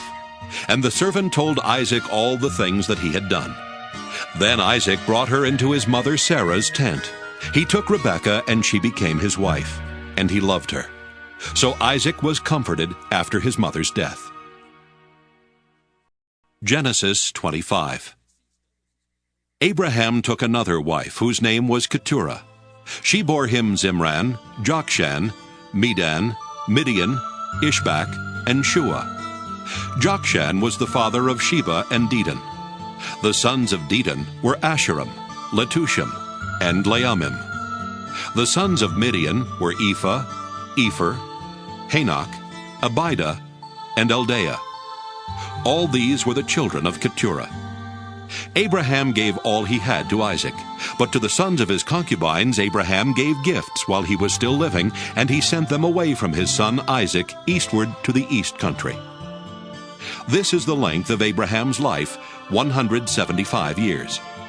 Abraham breathed his last and died in a good old age, an old man and full of years, and was gathered to his people. His sons Isaac and Ishmael buried him in the cave of Machpelah, in the field of Ephron, son of Zohar the Hittite, east of Mamre, the field that Abraham purchased from the Hittites. There Abraham was buried with his wife Sarah. After the death of Abraham, God blessed his son Isaac, and Isaac settled at Beer-lahai-roi. These are the descendants of Ishmael, Abraham's son, whom Hagar the Egyptian, Sarah's slave girl, bore to Abraham. These are the names of the sons of Ishmael, named in the order of their birth: Nebaioth, the firstborn of Ishmael, and Kedar, Adbeel, Mibsam, Mishma, Duma, Massa, Hadad, Tema, Jeter, Naphish, and Kedemah. These are the sons of Ishmael, and these are their names by their villages and by their encampments, 12 princes according to their tribes. This is the length of the life of Ishmael, 137 years. He breathed his last and died, and was gathered to his people. They settled from Havilah to Shur, which is opposite Egypt in the direction of Assyria. He settled down alongside of all his people. These are the descendants of Isaac, Abraham's son. Abraham was the father of Isaac, and Isaac was 40 years old when he married Rebekah, daughter of Bethuel the Aramean, of Padan Aram, sister of Laban the Aramean. Isaac prayed to the Lord for his wife, because she was barren. And the Lord granted his prayer, and his wife Rebekah conceived. The children struggled together within her, and she said, "If it is to be this way, why do I live?" So she went to inquire of the Lord. And the Lord said to her, 2 nations are in your womb, and 2 peoples born of you shall be divided. The one shall be stronger than the other. The elder shall serve the younger. When her time to give birth was at hand, there were twins in her womb. The first came out red, all his body like a hairy mantle, so they named him Esau. Afterward his brother came out with his hand gripping Esau's heel, so he was named Jacob. Isaac was 60 years old when she bore them. When the boys grew up, Esau was a skillful hunter, a man of the field, while Jacob was a quiet man, living in tents. Isaac loved Esau because he was fond of game, but Rebekah loved Jacob. Once, when Jacob was cooking a stew, Esau came in from the field and he was famished. Esau said to Jacob, "Let me eat some of that red stuff, for I am famished." Therefore he was called Edom. Jacob said, "First, sell me your birthright." Esau said, "I am about to die. Of what use is a birthright to me?" Jacob said, "Swear to me first." So he swore to him and sold his birthright to Jacob. Then Jacob gave Esau bread and lentil stew, and he ate and drank, and rose and went his way. Thus Esau despised his birthright. Genesis 26. Now there was a famine in the land, besides the former famine that had occurred in the days of Abraham. And Isaac went to Gerar, to King Abimelech of the Philistines. The Lord appeared to Isaac and said, Do not go down to Egypt. Settle in the land that I shall show you. Reside in this land as an alien, and I will be with you, and will bless you. For to you and to your descendants I will give all these lands, and I will fulfill the oath that I swore to your father Abraham. I will make your offspring as numerous as the stars of heaven, and will give to your offspring all these lands, and all the nations of the earth shall gain blessing for themselves through your offspring, because Abraham obeyed my voice and kept my charge, my commandments, my statutes, and my laws. So Isaac settled in Gerar. When the men of the place asked him about his wife, he said, She is my sister. For he was afraid to say, my wife, thinking, Or else the men of the place might kill me for the sake of Rebekah, because she is attractive in appearance. When Isaac had been there a long time, King Abimelech of the Philistines looked out of a window and saw him fondling his wife Rebekah. So Abimelech called for Isaac and said, So she is your wife. Why then did you say she is my sister? Isaac said to him, Because I thought I might die because of her. Abimelech said, What is this you have done to us? One of the people might easily have lain with your wife, and you would have brought guilt upon us. So Abimelech warned all the people, saying, Whoever touches this man or his wife shall be put to death. Isaac sowed seed in that land, and in the same year reaped 100-fold. The Lord blessed him, and the man became rich. He prospered more and more until he became very wealthy. He had possessions of flocks and herds, and a great household, so that the Philistines envied him. Now the Philistines had stopped up and filled with earth all the wells that his father's servants had dug in the days of his father Abraham. And Abimelech said to Isaac, Go away from us! You have become too powerful for us. So Isaac departed from there and camped in the valley of Gerar and settled there. Isaac dug again the wells of water that had been dug in the days of his father Abraham. For the Philistines had stopped them up after the death of Abraham, and he gave them the names that his father had given them. But when Isaac's servants dug in the valley and found there a well of spring water, the herders of Gerar quarreled with Isaac's herders, saying, The water is ours. So he called the well Esek, because they contended with him. Then they dug another well, and they quarreled over that one also. So he called it Sitnah. He moved from there and dug another well, and they did not quarrel over it. So he called it Rehoboth, saying, Now the Lord has made room for us, and we shall be fruitful in the land. From there he went up to Beersheba, and that very night the Lord appeared to him and said, I am the God of your father Abraham. Do not be afraid, for I am with you and will bless you and make your offspring numerous for my servant Abraham's sake. So he built an altar there, called on the name of the Lord, and pitched his tent there. And there Isaac's servants dug a well. Then Abimelech went to him from Gerar with Ahuzzath his adviser, and Phicol the commander of his army. Isaac said to them, Why have you come to me, seeing that you hate me and have sent me away from you? They said, We see plainly that the Lord has been with you. So we say, let there be an oath between you and us. And let us make a covenant with you, so that you will do us no harm, just as we have not touched you, and have done to you nothing but good, and have sent you away in peace. You are now the blessed of the Lord. So he made them a feast, and they ate and drank. In the morning they rose early and exchanged oaths, and Isaac set them on their way, and they departed from him in peace. That same day Isaac's servants came and told him about the well that they had dug, and said to him, We have found water. He called it Shibah. Therefore the name of the city is Beersheba to this day. When Esau was 40 years old, he married Judith, daughter of Beeri the Hittite, and Basemath, daughter of Elon the Hittite. And they made life bitter for Isaac and Rebekah. Genesis 27. When Isaac was old and his eyes were dim so that he could not see, he called his elder son Esau and said to him, My son. And he answered, Here I am. He said, See, I am old. I do not know the day of my death. Now then, take your weapons, your quiver, and your bow, and go out to the field and hunt game for me. Then prepare for me savory food, such as I like, and bring it to me to eat, so that I may bless you before I die. Now Rebekah was listening when Isaac spoke to his son Esau. So when Esau went to the field to hunt for game and bring it, Rebekah said to her son Jacob, I heard your father say to your brother Esau, Bring me game and prepare for me savory food to eat, that I may bless you before the Lord before I die. Now therefore, my son, obey my word as I command you. Go to the flock and get me 2 choice kids, so that I may prepare for them savory food for your father, such as he likes. And you shall take it to your father to eat, so that he may bless you before he dies. But Jacob said to his mother Rebekah, Look, my brother Esau is a hairy man, and I am a man of smooth skin.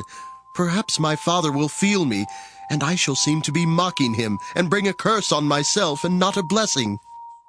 His mother said to him, Let your curse be on me, my son. Only obey my word, and go, get them for me. So he went and got them, and brought them to his mother, and his mother prepared savory food such as his father loved. Then Rebekah took the best garments of her elder son Esau, which were with her in the house, and put them on her younger son Jacob. And she put the skins of the kids on his hands and on the smooth part of his neck.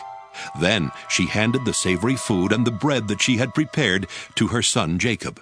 So he went in to his father and said, My father. And he said, Here I am. Who are you, my son?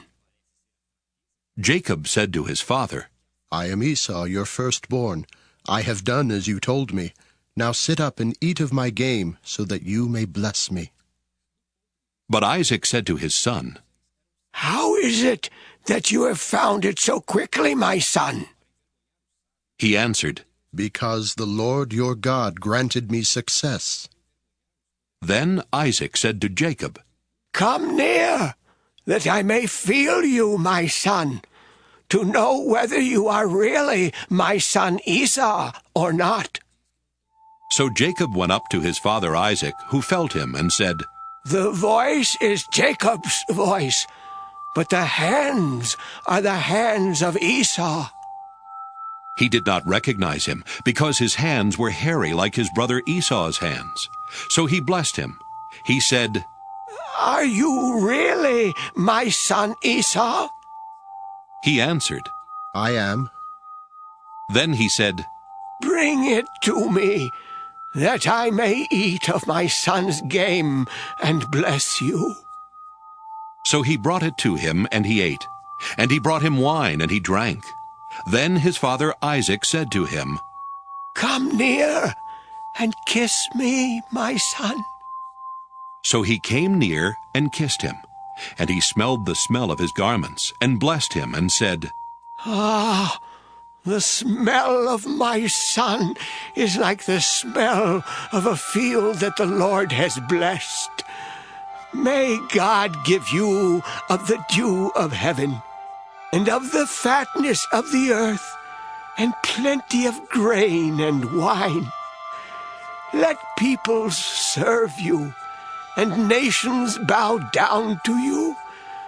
Be Lord over your brothers, and may your mother's sons bow down to you.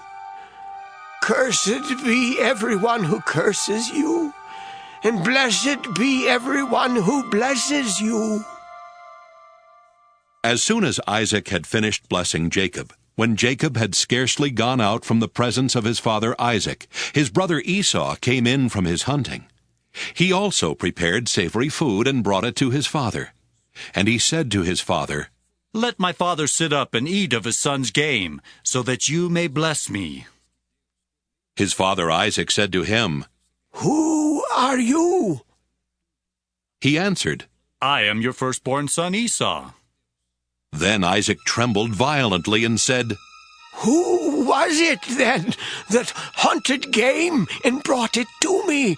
And I ate it all before you came, and I have blessed him. Yes, and blessed he shall be." When Esau heard his father's words, he cried out with an exceedingly great and bitter cry, and said to his father, "Bless me! Me also, father!"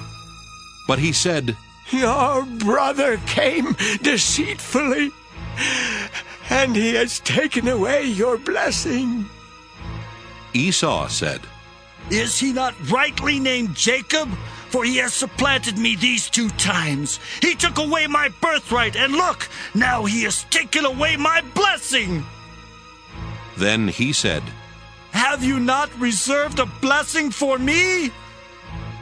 Isaac answered Esau, "I have already made him your lord, and I have given him all his brothers as servants, and with grain and wine I have sustained him. What then can I do for you, my son?" Esau said to his father, "Have you only one blessing, father? Bless me! Me also, father!" Oh! And Esau lifted up his voice and wept. Then his father Isaac answered him, "See, away from the fatness of the earth shall your home be, and away from the dew of heaven on high. By your sword you shall live, and you shall serve your brother. But when you break loose, you shall break his yoke from your neck." Now Esau hated Jacob, because of the blessing with which his father had blessed him. And Esau said to himself, "The days of mourning for my father are approaching. Then I will kill my brother Jacob." But the words of her elder son Esau were told to Rebekah. So she sent and called her younger son Jacob, and said to him, "Your brother Esau is consoling himself by planning to kill you. Now therefore, my son, obey my voice. Flee at once to my brother Laban in Haran, and stay with him a while, until your brother's fury turns away, until your brother's anger against you turns away, and he forgets what you have done to him. Then I will send and bring you back from there. Why should I lose both of you in one day? Then Rebekah said to Isaac, I am weary of my life because of the Hittite women. If Jacob marries one of the Hittite women, such as these, one of the women of the land, what good will my life be to me? Genesis 28. Then Isaac called Jacob and blessed him and charged him, You shall not marry one of the Canaanite women. Go at once to Padan Aram, to the house of Bethuel, your mother's father, and take as wife from there one of the daughters of Laban, your mother's brother. May God Almighty bless you and make you fruitful and numerous, that you may become a company of peoples. May he give to you the blessing of Abraham, to you and to your offspring with you, so that you may take possession of the land where you now live as an alien, land that God gave to Abraham. Thus Isaac sent Jacob away, and he went to Padan Aram, to Laban, son of Bethuel the Aramean, the brother of Rebekah, Jacob's and Esau's mother. Now Esau saw that Isaac had blessed Jacob, and sent him away to Padan Aram to take a wife from there, and that as he blessed him, he charged him, You shall not marry one of the Canaanite women. And that Jacob had obeyed his father and his mother and gone to Padan Aram. So when Esau saw that the Canaanite women did not please his father Isaac, Esau went to Ishmael, and took Mahalath, daughter of Abraham's son Ishmael, and sister of Nebaioth, to be his wife in addition to the wives he had. Jacob left Beersheba and went toward Haran. He came to a certain place and stayed there for the night because the sun had set. Taking one of the stones of the place, he put it under his head and lay down in that place. And he dreamed that there was a ladder set up on the earth, the top of it reaching to heaven, and the angels of God were ascending and descending on it. And the Lord stood beside him and said, I am the Lord, the God of Abraham your father, and the God of Isaac. The land on which you lie I will give to you and to your offspring, and your offspring shall be like the dust of the earth, and you shall spread abroad to the west, and to the east, and to the north, and to the south. And all the families of the earth shall be blessed in you and in your offspring. Know that I am with you, and will keep you wherever you go, and will bring you back to this land. For I will not leave you until I have done what I have promised you. Then Jacob woke from his sleep and said, Surely the Lord is in this place, and I did not know it. And he was afraid, and said, How awesome is this place! This is none other than the house of God, and this is the gate of heaven. So Jacob rose early in the morning, and he took the stone that he had put under his head, and set it up for a pillar, and poured oil on the top of it. He called that place Bethel, but the name of the city was Luz at the first. Then Jacob made a vow, saying, If God will be with me, and will keep me in this way that I go, and will give me bread to eat and clothing to wear, so that I come again to my father's house in peace, then the Lord shall be my God, and this stone which I have set up for a pillar shall be God's house. And of all that you give me, I will surely give 1/10 to you. Genesis 29. Then Jacob went on his journey, and came to the land of the people of the east. As he looked, he saw a well in the field, and 3 flocks of sheep lying there beside it. For out of that well the flocks were watered. The stone on the well's mouth was large, and when all the flocks were gathered there, the shepherds would roll the stone from the mouth of the well, and water the sheep, and put the stone back in its place on the mouth of the well. Jacob said to them, My brothers, where do you come from? They said, We are from Haran. He said to them, Do you know Laban, son of Nahor? They said, We do. He said to them, Is it well with him? Yes, they replied. And here is his daughter Rachel coming with the sheep. He said, Look, it is still broad daylight. It is not time for the animals to be gathered together. Water the sheep, and go, pasture them. But they said, We cannot until all the flocks are gathered together and the stone is rolled from the mouth of the well. Then we water the sheep. While he was still speaking with them, Rachel came with her father's sheep, for she kept them. Now when Jacob saw Rachel, the daughter of his mother's brother Laban, and the sheep of his mother's brother Laban, Jacob went up and rolled the stone from the well's mouth and watered the flock of his mother's brother Laban. Then Jacob kissed Rachel and wept aloud. And Jacob told Rachel that he was her father's kinsman, and that he was Rebekah's son. And she ran and told her father. When Laban heard the news about his sister's son Jacob, he ran to meet him. He embraced him and kissed him, and brought him to his house.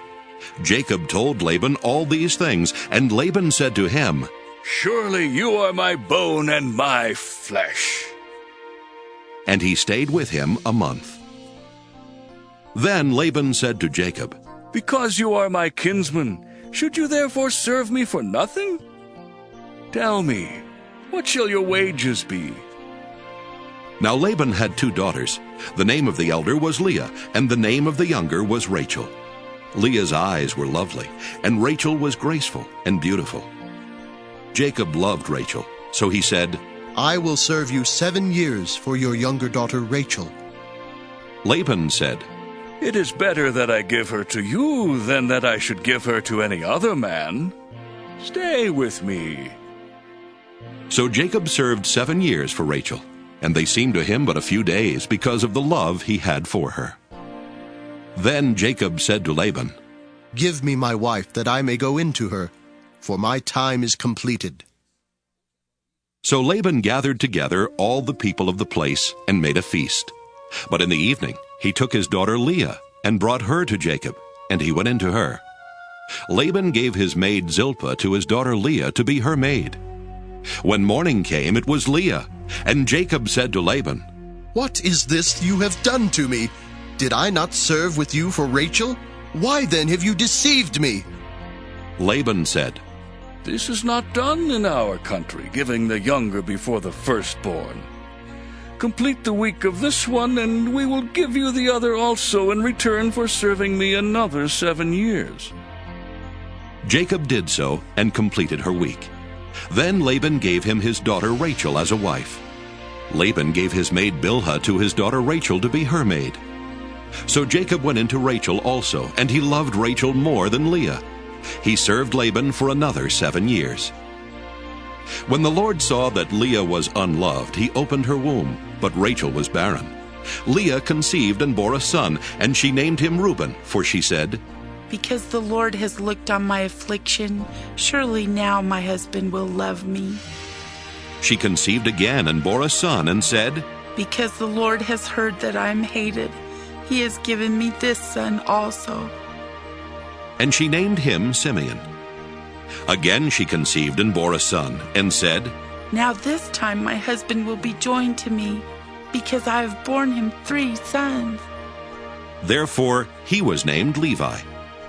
She conceived again and bore a son, and said, This time I will praise the Lord. Therefore she named him Judah.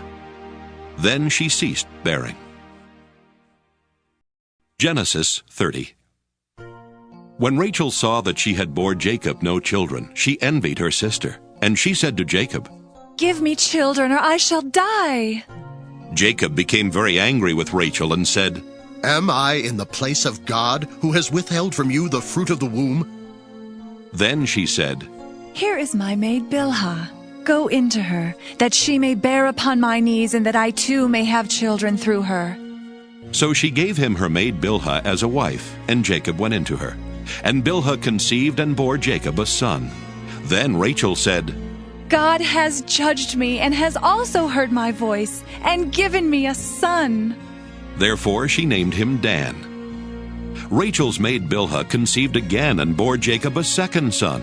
Then Rachel said, With mighty wrestlings I have wrestled with my sister, and have prevailed. So she named him Naphtali.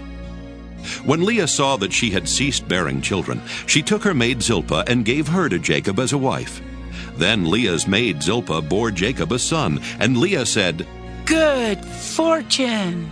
So she named him Gad. Leah's maid Zilpah bore Jacob a second son, and Leah said, Happy am I, for the women will call me happy. So she named him Asher.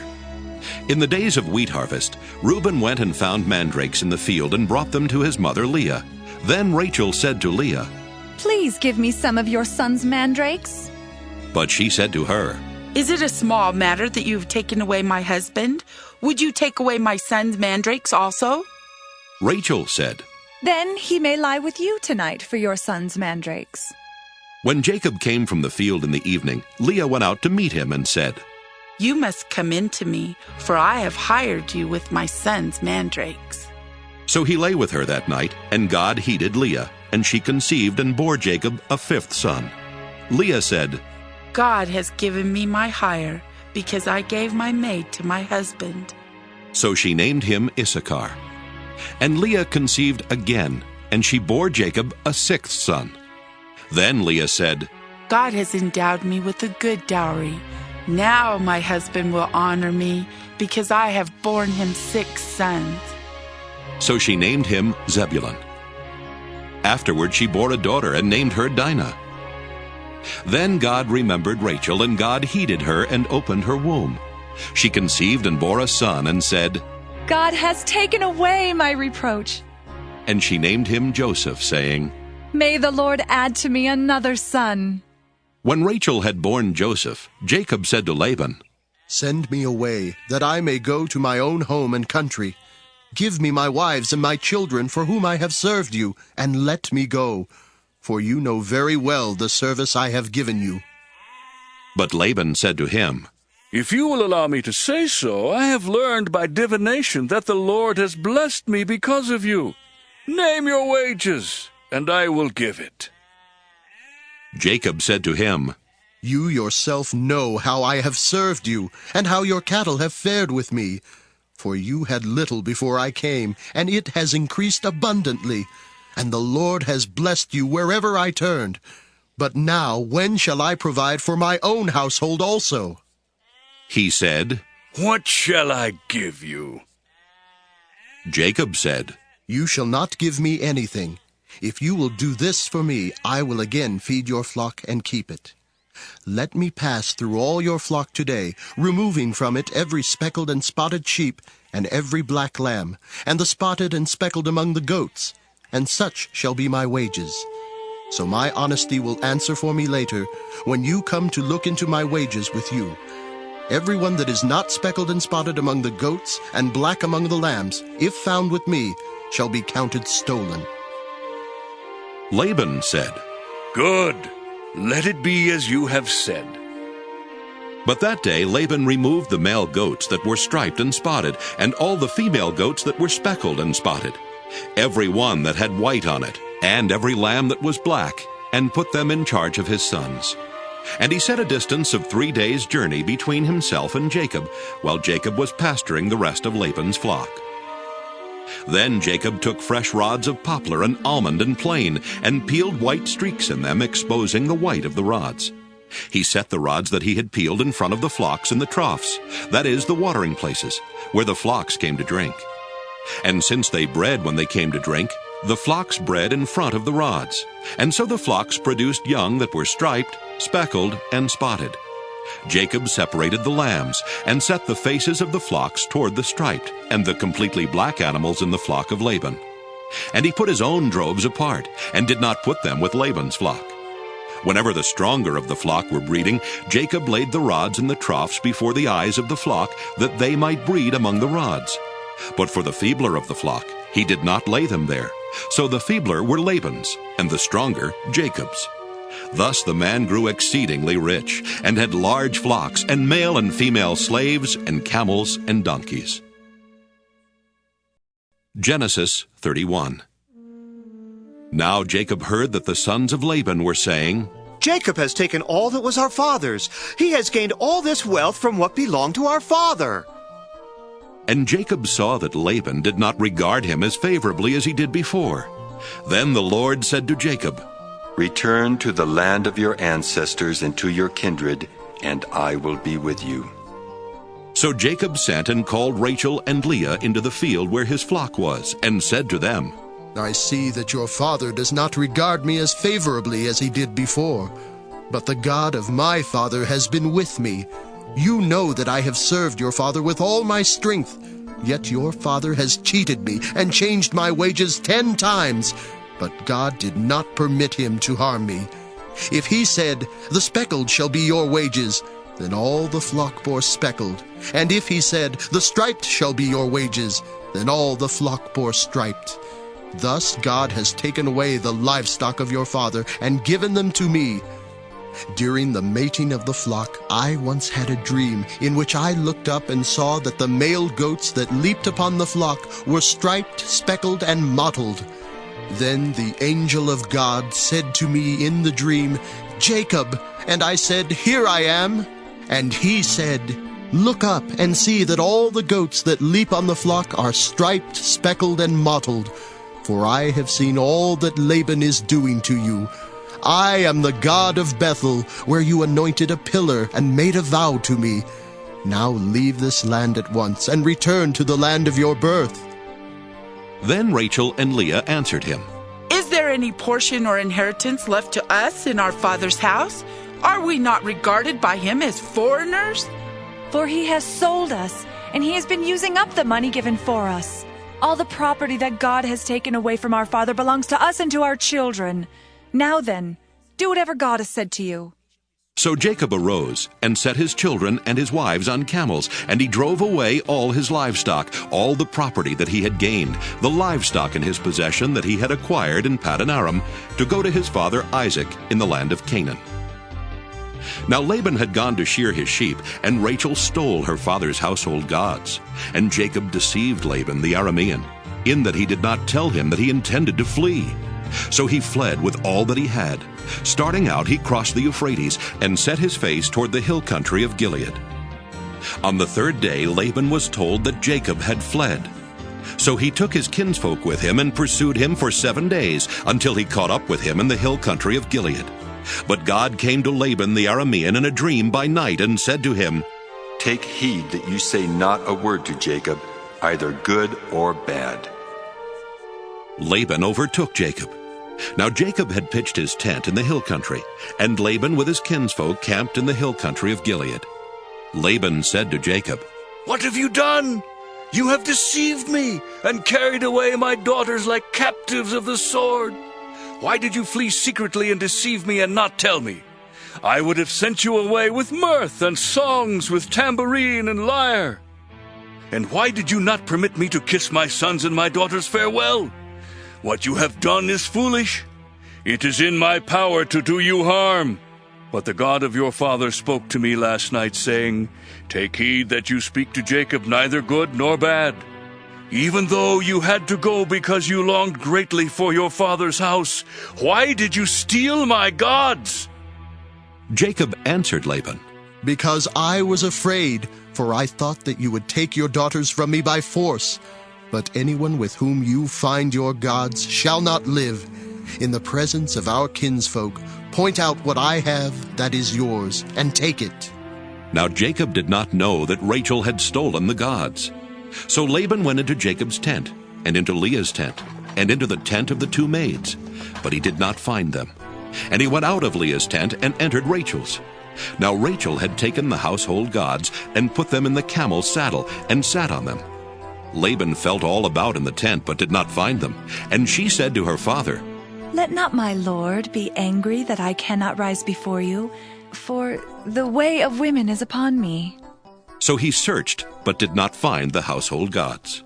Then Jacob became angry and upbraided Laban. Jacob said to Laban, What is my offense? What is my sin that you have hotly pursued me? Although you have felt about through all my goods, what have you found of all your household goods? Set it here before my kinsfolk and your kinsfolk, so that they may decide between us 2. These 20 years I have been with you.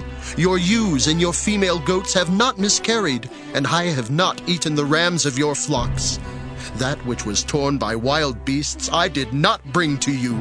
I bore the loss of it myself. Of my hand you required it, whether stolen by day or stolen by night. It was like this with me. By day the heat consumed me, and the cold by night, and my sleep fled from my eyes. These 20 years I have been in your house. I served you 14 years for your 2 daughters, and 6 years for your flock, and you have changed my wages 10 times. If the God of my father, the God of Abraham, and the fear of Isaac had not been on my side, surely now you would have sent me away empty-handed. God saw my affliction and the labor of my hands, and rebuked you last night." Then Laban answered and said to Jacob, "The daughters are my daughters, the children are my children, the flocks are my flocks, and all that you see is mine. But what can I do today about these daughters of mine, or about their children whom they have borne?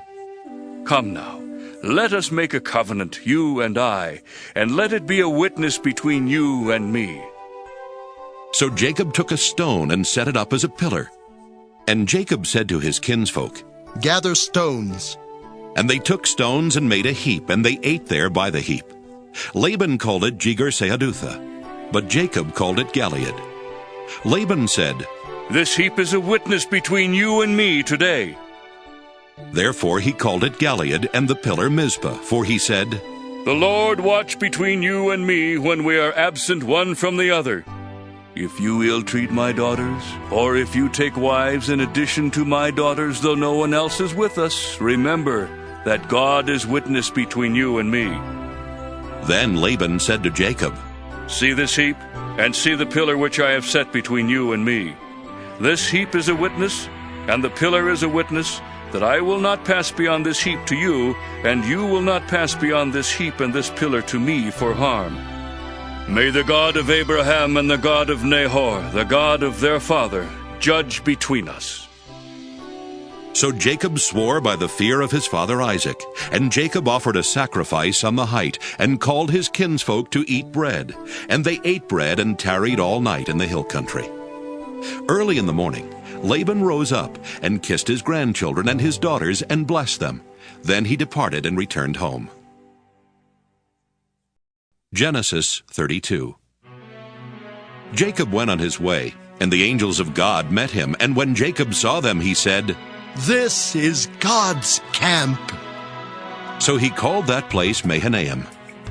Jacob sent messengers before him to his brother Esau in the land of Seir, the country of Edom, instructing them, "Thus you shall say to my lord Esau, Thus says your servant Jacob, I have lived with Laban as an alien and stayed until now, and I have oxen, donkeys, flocks, male and female slaves.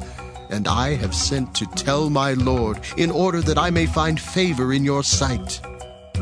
The messengers returned to Jacob, saying, "We came to your brother Esau, and he is coming to meet you, and 400 men are with him." Then Jacob was greatly afraid and distressed, and he divided the people that were with him, and the flocks and herds and camels, into 2 companies, thinking, "If Esau comes to the one company and destroys it, then the company that is left will escape."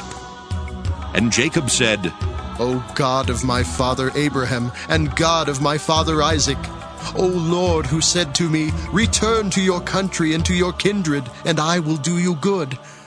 I am not worthy of the least of all the steadfast love and all the faithfulness that you have shown to your servant.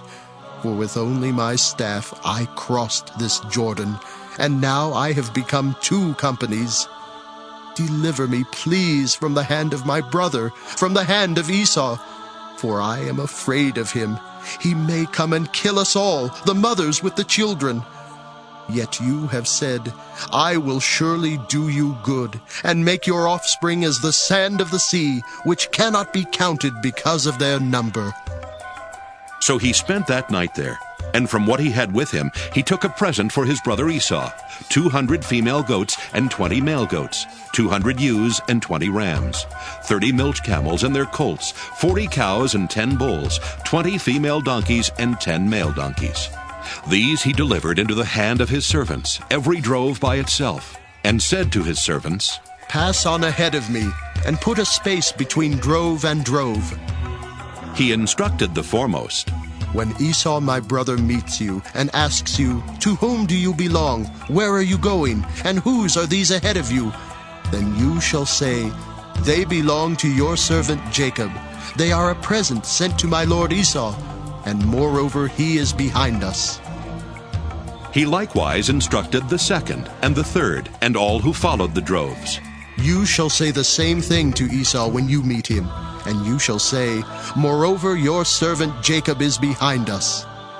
For he thought, I may appease him with the present that goes ahead of me, and afterwards I shall see his face. Perhaps he will accept me. So the present passed on ahead of him, and he himself spent that night in the camp. The same night he got up and took his 2 wives, his 2 maids, and his 11 children, and crossed the ford of the Jabbok. He took them and sent them across the stream, and likewise everything that he had. Jacob was left alone, and a man wrestled with him until daybreak. When the man saw that he did not prevail against Jacob, he struck him on the hip socket, and Jacob's hip was put out of joint as he wrestled with him. Then he said, "Let me go, for the day is breaking." But Jacob said, I will not let you go unless you bless me. So he said to him, "What is your name?" And he said, Jacob. Then the man said, "You shall no longer be called Jacob, but Israel, for you have striven with God and with humans and have prevailed." Then Jacob asked him, Please, tell me your name. But he said, "Why is it that you ask my name?" And there he blessed him. So Jacob called the place Peniel, saying, For I have seen God face to face, and yet my life is preserved. The sun rose upon him as he passed Peniel, limping because of his hip. Therefore to this day the Israelites do not eat the thigh muscle that is on the hip socket, because he struck Jacob on the hip socket at the thigh muscle. Genesis 33. Now Jacob looked up and saw Esau coming, and 400 men with him. So he divided the children among Leah and Rachel and the 2 maids.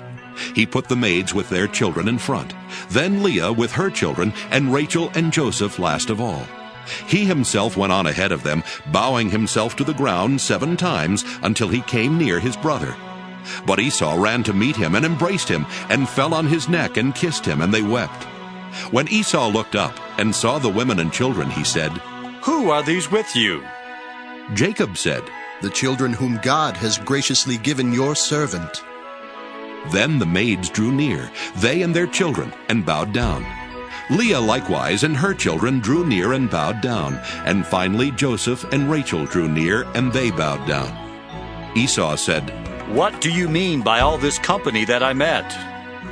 Jacob answered, To find favor with my Lord. But Esau said, I have enough, my brother.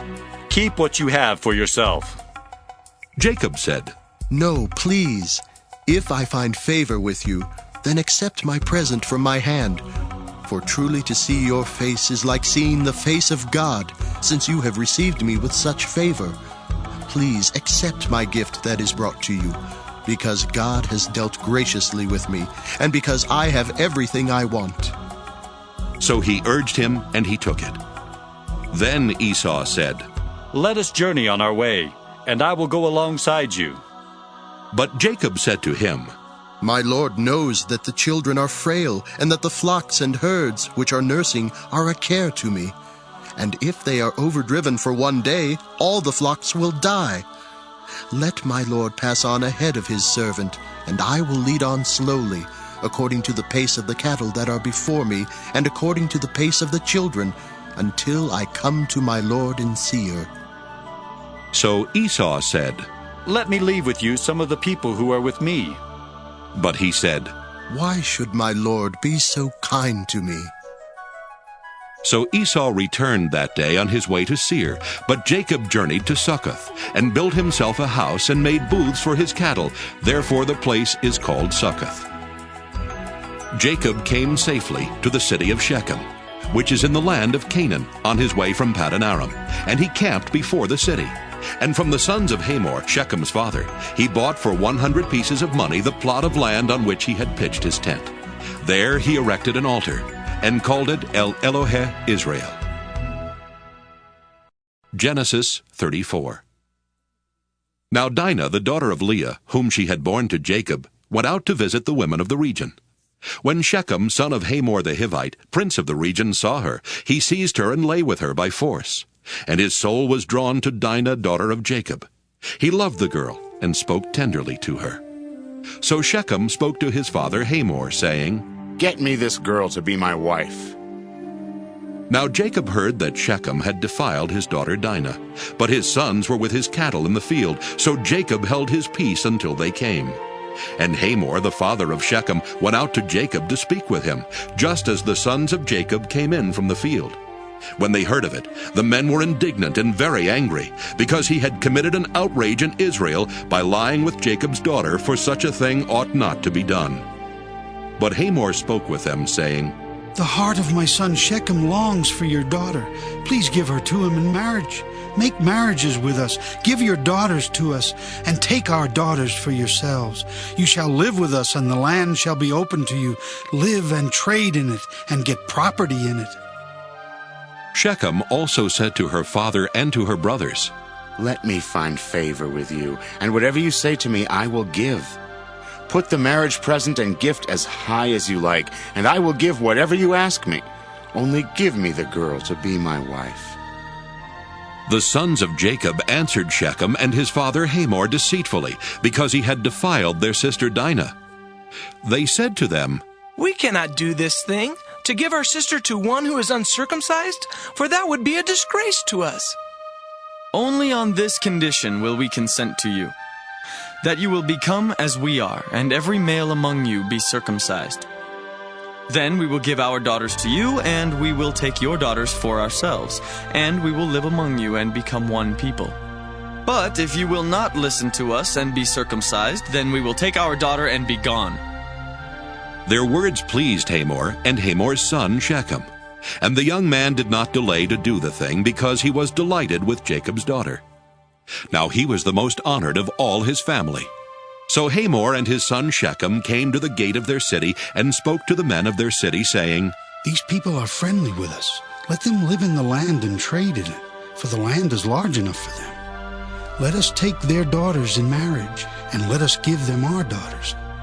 Only on this condition will they agree to live among us, to become one people, that every male among us be circumcised as they are circumcised."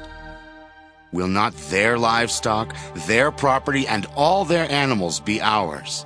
Only let us agree with them, and they will live among us. And all who went out of the city gate heeded Hamor and his son Shechem, and every male was circumcised, all who went out of the gate of his city. On the third day, when they were still in pain, two of the sons of Jacob, Simeon and Levi, Dinah's brothers, took their swords and came against the city unawares, and killed all the males. They killed Hamor and his son Shechem with the sword, and took Dinah out of Shechem's house and went away. And the other sons of Jacob came upon the slain, and plundered the city, because their sister had been defiled. They took their flocks and their herds, their donkeys, and whatever was in the city and in the field, all their wealth, all their little ones, and their wives, all that was in the houses, they captured and made their prey. Then Jacob said to Simeon and Levi, "You have brought trouble on me by making me odious to the inhabitants of the land, the Canaanites and the Perizzites. My numbers are few, and if they gather themselves against me and attack me, I shall be destroyed, both I and my household." But they said, "Should our sister be treated like a whore?" Genesis 35. God said to Jacob, "Arise, go up to Bethel and settle there. Make an altar there to the God who appeared to you when you fled from your brother Esau." So Jacob said to his household and to all who were with him, "Put away the foreign gods that are among you, and purify yourselves, and change your clothes. Then come, let us go up to Bethel, that I may make an altar there to the God who answered me in the day of my distress, and has been with me wherever I have gone." So they gave to Jacob all the foreign gods that they had, and the rings that were in their ears, and Jacob hid them under the oak that was near Shechem. As they journeyed, a terror from God fell upon the cities all around them, so that no one pursued them. Jacob came to Luz, that is Bethel, which is in the land of Canaan, he and all the people who were with him, and there he built an altar and called the place El Bethel, because it was there that God had revealed himself to him when he fled from his brother. And Deborah, Rebekah's nurse, died, and she was buried under an oak below Bethel. So it was called Allon-Bacuth. God appeared to Jacob again when he came from Padan Aram, and he blessed him. God said to him, "Your name is Jacob. No longer shall you be called Jacob, but Israel shall be your name." So he was called Israel. God said to him, "I am God Almighty. Be fruitful and multiply. A nation and a company of nations shall come from you, and kings shall spring from you. The land that I gave to Abraham and Isaac I will give to you, and I will give the land to your offspring after you." Then God went up from him at the place where he had spoken with him. Jacob set up a pillar in the place where he had spoken with him, a pillar of stone, and he poured out a drink offering on it, and poured oil on it. So Jacob called the place where God had spoken with him Bethel. Then they journeyed from Bethel, and when they were still some distance from Ephrath, Rachel was in childbirth, and she had hard labor. When she was in her hard labor, the midwife said to her, "Do not be afraid, for now you will have another son." As her soul was departing, for she died, she named him Ben-Oni, but his father called him Benjamin. So Rachel died, and she was buried on the way to Ephrath, that is Bethlehem. And Jacob set up a pillar at her grave. It is the pillar of Rachel's tomb, which is there to this day. Israel journeyed on, and pitched his tent beyond the Tower of Eder. While Israel lived in that land, Reuben went and lay with Bilhah his father's concubine, and Israel heard of it. Now the sons of Jacob were 12. The sons of Leah, Reuben, Jacob's firstborn, Simeon, Levi, Judah, Issachar, and Zebulun. The sons of Rachel, Joseph and Benjamin. The sons of Bilhah, Rachel's maid, Dan and Naphtali. The sons of Zilpah, Leah's maid, Gad and Asher. These were the sons of Jacob, who were born to him in Padan Aram. Jacob came to his father Isaac at Mamre, or Kiriath Arba, that is Hebron, where Abraham and Isaac had resided as aliens. Now the days of Isaac were 180 years, and Isaac breathed his last. He died and was gathered to his people, old and full of days, and his sons Esau and Jacob buried him. Genesis 36. These are the descendants of Esau, that is Edom. Esau took his wives from the Canaanites, Adah, daughter of Elon the Hittite, Oholibamah, daughter of Anah, son of Zibeon the Hivite, and Basemath, Ishmael's daughter, sister of Nebaioth. Adah bore Eliphaz to Esau. Basemath bore Reuel, and Oholibamah bore Jeush, Jalam, and Korah. These are the sons of Esau, who were born to him in the land of Canaan. Then Esau took his wives, his sons, his daughters, and all the members of his household, his cattle, all his livestock, and all the property he had acquired in the land of Canaan, and he moved to a land some distance from his brother Jacob. For their possessions were too great for them to live together. The land where they were staying could not support them because of their livestock. So Esau settled in the hill country of Seir. Esau is Edom. These are the descendants of Esau, ancestor of the Edomites, in the hill country of Seir. These are the names of Esau's sons: Eliphaz, son of Adah, the wife of Esau; Reuel, the son of Esau's wife Basemath. The sons of Eliphaz were Teman, Omar, Zepho, Gatam, and Kenaz. Timnah was a concubine of Eliphaz, Esau's son. She bore Amalek to Eliphaz. These were the sons of Adah, Esau's wife. These were the sons of Reuel: Nahath, Zerah, Shammah, and Mizah. These were the sons of Esau's wife Basemath. These were the sons of Esau's wife Oholibamah, daughter of Anah, son of Zibeon. She bore to Esau Jeush, Jalam, and Korah. These are the clans of the sons of Esau, the sons of Eliphaz, the firstborn of Esau, the clans Teman, Omar, Zepho, Kenaz, Korah, Gatam, and Amalek. These are the clans of Eliphaz in the land of Edom. They are the sons of Adah. These are the sons of Esau's son Reuel, the clans Nahath, Zerah, Shammah, and Mizah. These are the clans of Reuel in the land of Edom. They are the sons of Esau's wife Basemath. These are the sons of Esau's wife Oholibamah, the clans Jeush, Jalam, and Korah.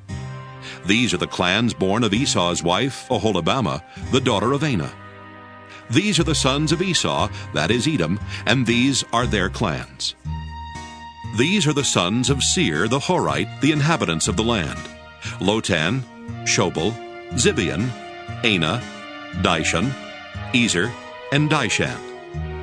These are the clans of the Horites, the sons of Seir in the land of Edom. The sons of Lotan were Hori and Heman, and Lotan's sister was Timnah. These are the sons of Shobal: Alvan, Manahath, Ebal, Shepho, and Onam. These are the sons of Zibeon: Ea and Anah.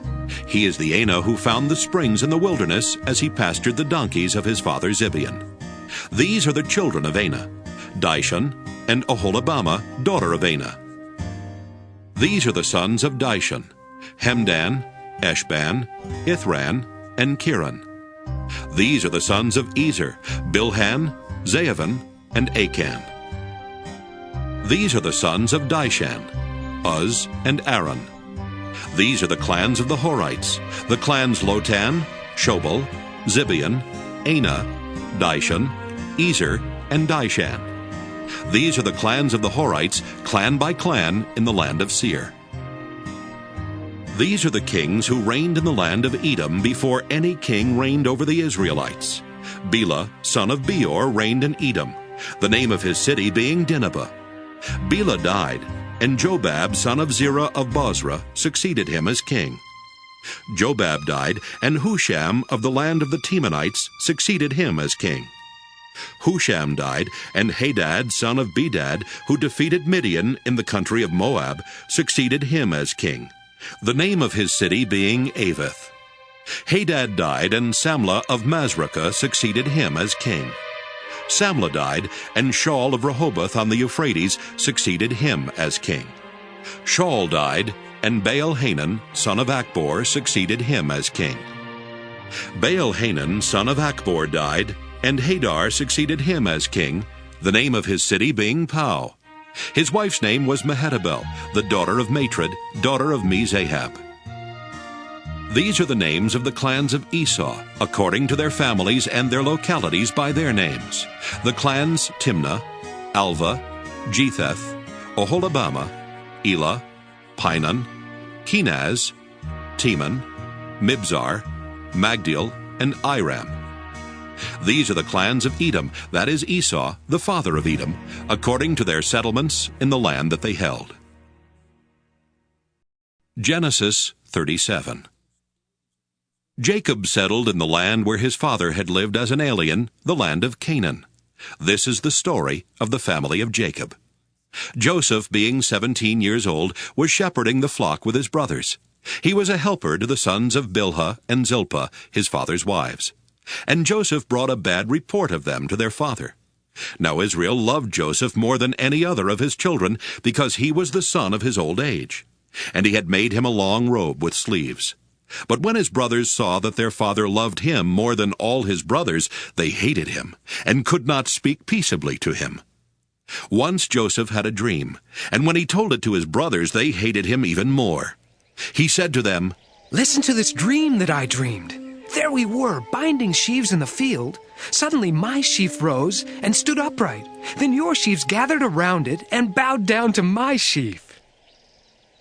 His brothers said to him, "Are you indeed to reign over us?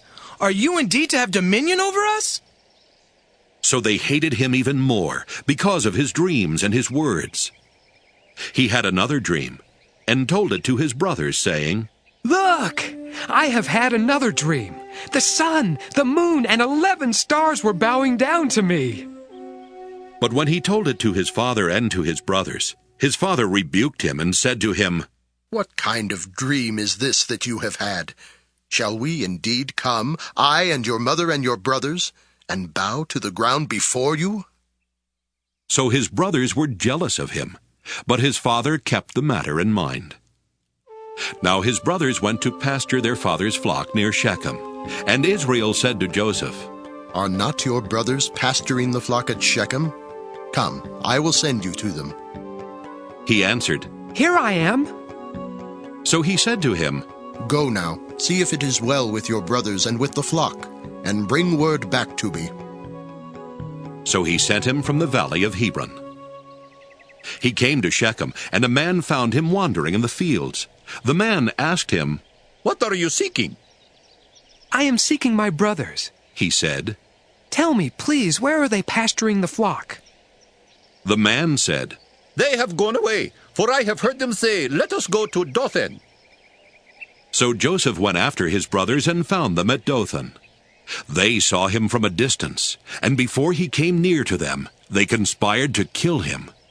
They said to one another, "Here comes this dreamer." "Come now, let us kill him and throw him into one of the pits. Then we shall say that a wild animal has devoured him. And we shall see what will become of his dreams." But when Reuben heard it, he delivered him out of their hands, saying, "Let us not take his life." Reuben said to them, "Shed no blood. Throw him into this pit here in the wilderness, but lay no hand on him." that he might rescue him out of their hand and restore him to his father.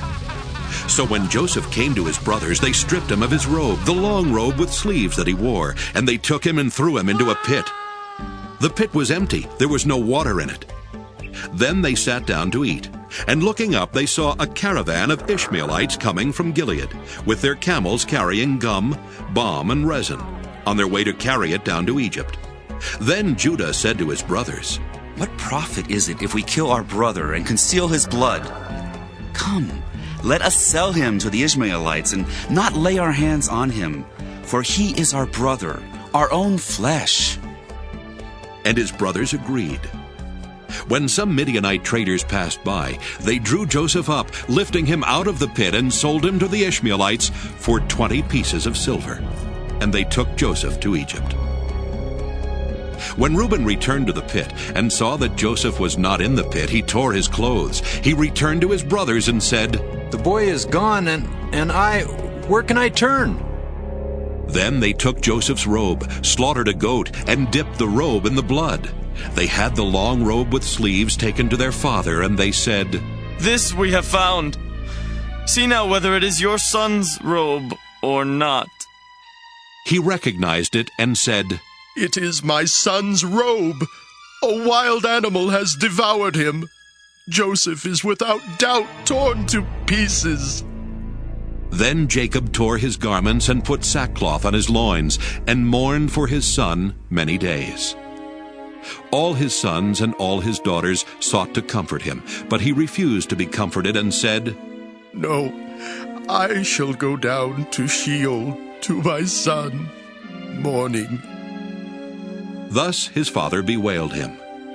Meanwhile, the Midianites had sold him in Egypt to Potiphar, one of Pharaoh's officials, the captain of the guard. Genesis 38. It happened at that time that Judah went down from his brothers and settled near a certain Adullamite, whose name was Hira. There Judah saw the daughter of a certain Canaanite, whose name was Shua. He married her and went into her. She conceived and bore a son, and he named him Again she conceived and bore a son, whom she named Onan. Yet again she bore a son, and she named him Shelah. She was in Chezib when she bore him.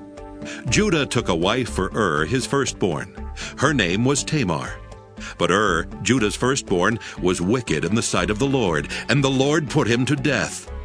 Then Judah said to Onan, "Go into your brother's wife, and perform the duty of a brother-in-law to her. Raise up offspring for your brother."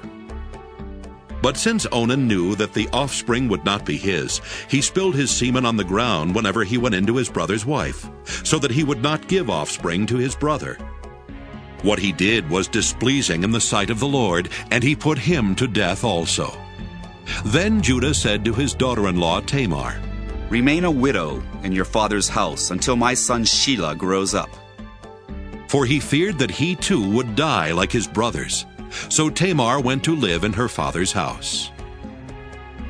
In course of time, the wife of Judah, Shua's daughter, died. When Judah's time of mourning was over, he went up to Timnah to his sheep shearers, he and his friend Hira, the Adullamite. When Tamar was told, "Your father-in-law is going up to Timnah to shear his sheep," she put off her widow's garments, put on a veil, wrapped herself up, and sat down at the entrance to Enaim, which is on the road to Timnah. She saw that Shelah was grown up, yet she had not been given to him in marriage. When Judah saw her, he thought her to be a prostitute, for she had covered her face. He went over to her at the roadside and said, "Come, let me come in to you." For he did not know that she was his daughter-in-law. She said, "What will you give me that you may come in to me?" He answered, "I will send you a kid from the flock." And she said, "Only if you give me a pledge until you send it." He said, "What pledge shall I give you?" She replied, "Your signet and your cord and the staff that is in your hand." So he gave them to her and went into her, and she conceived by him. Then she got up and went away, and taking off her veil she put on the garments of her widowhood. When Judah sent the kid by his friend the Adullamite to recover the pledge from the woman, he could not find her. He asked the townspeople, "Where is the temple prostitute who was at Enaim by the wayside?" But they said, "No prostitute has been here." So he returned to Judah and said, "I have not found her. Moreover, the townspeople said no prostitute has been here." Judah replied, "Let her keep the things as her own, otherwise we will be laughed at. You see, I sent this kid, and you could not find her."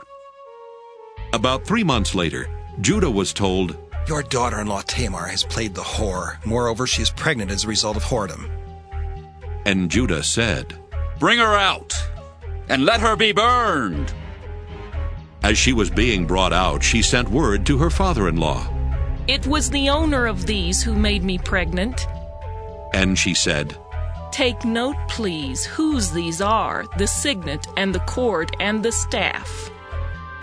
Then Judah acknowledged them and said, "She is more in the right than I, since I did not give her to my son Shelah." And he did not lie with her again. When the time of her delivery came, there were twins in her womb.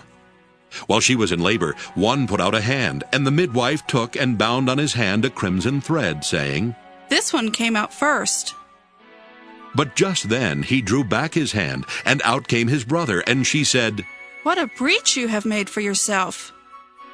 Therefore he was named Perez. Afterward his brother came out with the crimson thread on his hand, and he was named Zerah. Genesis 39.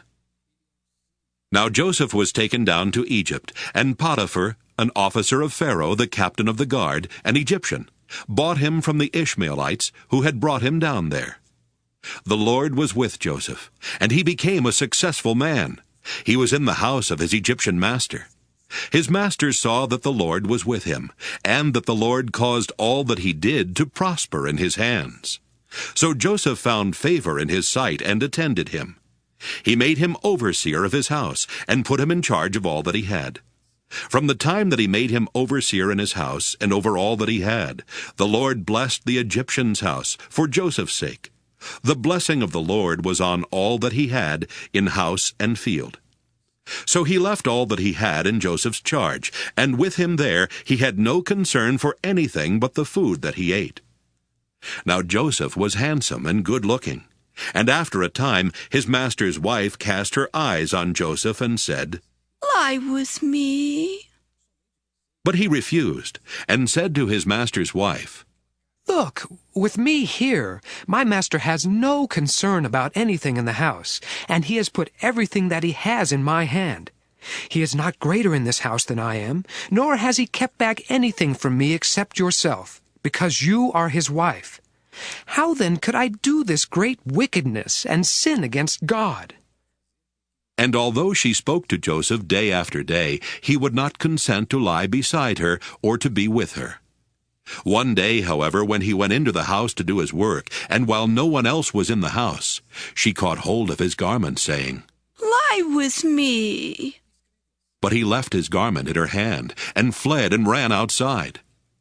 When she saw that he had left his garment in her hand and had fled outside, she called out to the members of her household and said to them, "See, my husband has brought among us a Hebrew to insult us. He came into me to lie with me, and I cried out with a loud voice. And when he heard me raise my voice and cry out, he left his garment beside me and fled outside."